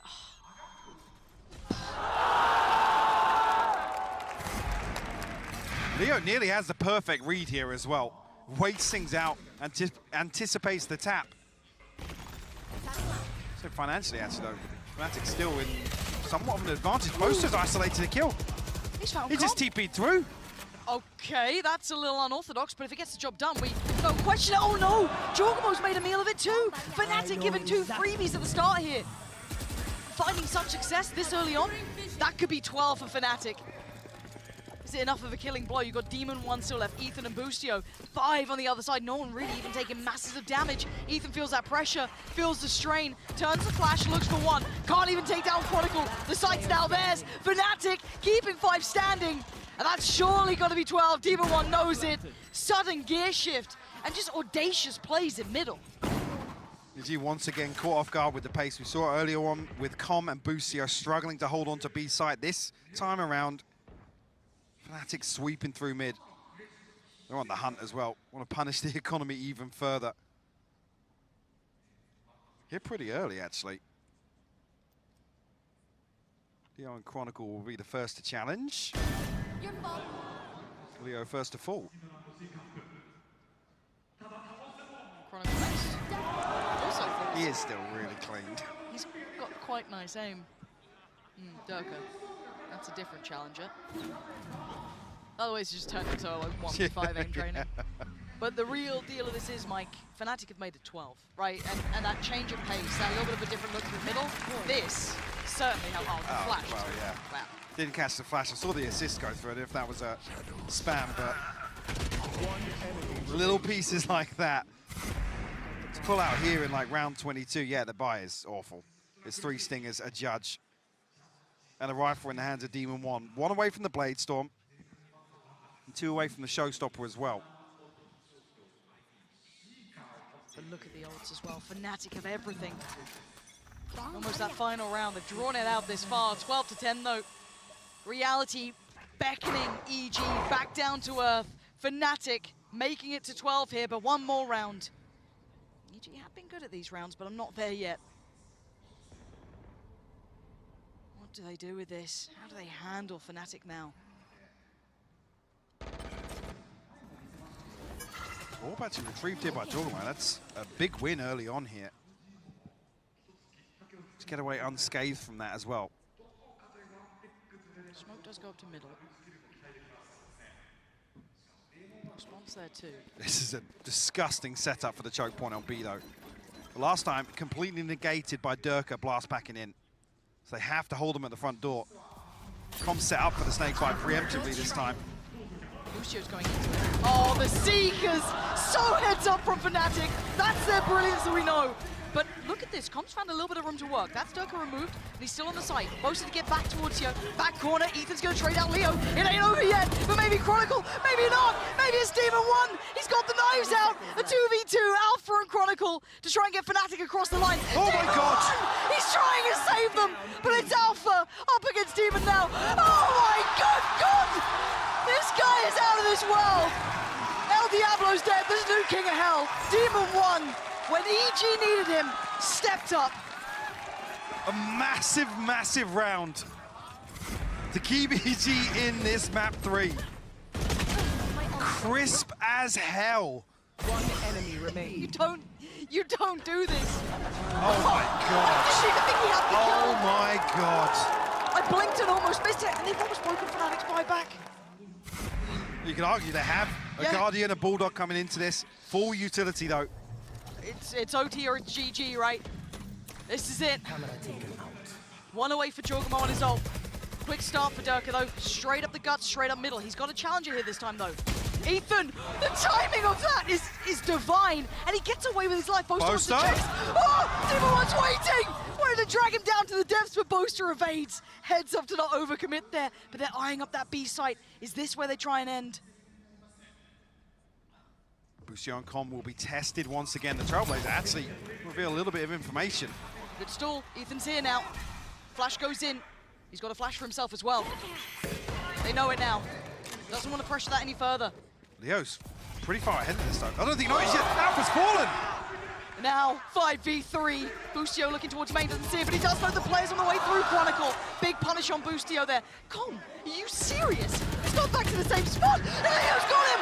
The cross now. It has to be Ethan's domain, or Fnatic have given themselves a chance here. Spike in hand. That's in Chronicle's hands here. Smoke gonna go in. They waited patiently. Boaster drops down. Heal comes in. They're trying to get Chronicle back up to a better amount of HP. Jorgamo has a showstopper though. Jorgamo, but what do they do with this one? Smoke goes in. Demon 1 gonna go down, and he goes down. He's fallen. Sends it. Okay, that is the spike left loose. Now we're down to the 2v2. Ethan and Jorgamo up against Boaster and Leo. He's still got a nade to stall as well, though. 15 seconds. Ethan can play this slow. Grenade sent. It sends him running. 10 seconds now. They're working on the clock here. Running it down so low. Boaster down at 64. Ethan gonna swap the cross. But it's Leo's shot. Jorgamo. Oh my God! Leo has taken Fnatic across the line. Incredible performance from Leo here. And like all dreams, it couldn't last forever for EG. But Fnatic facing down their demons here, making their way to the final. A heartbreaking way for it to end. EG almost playing that last round to perfection.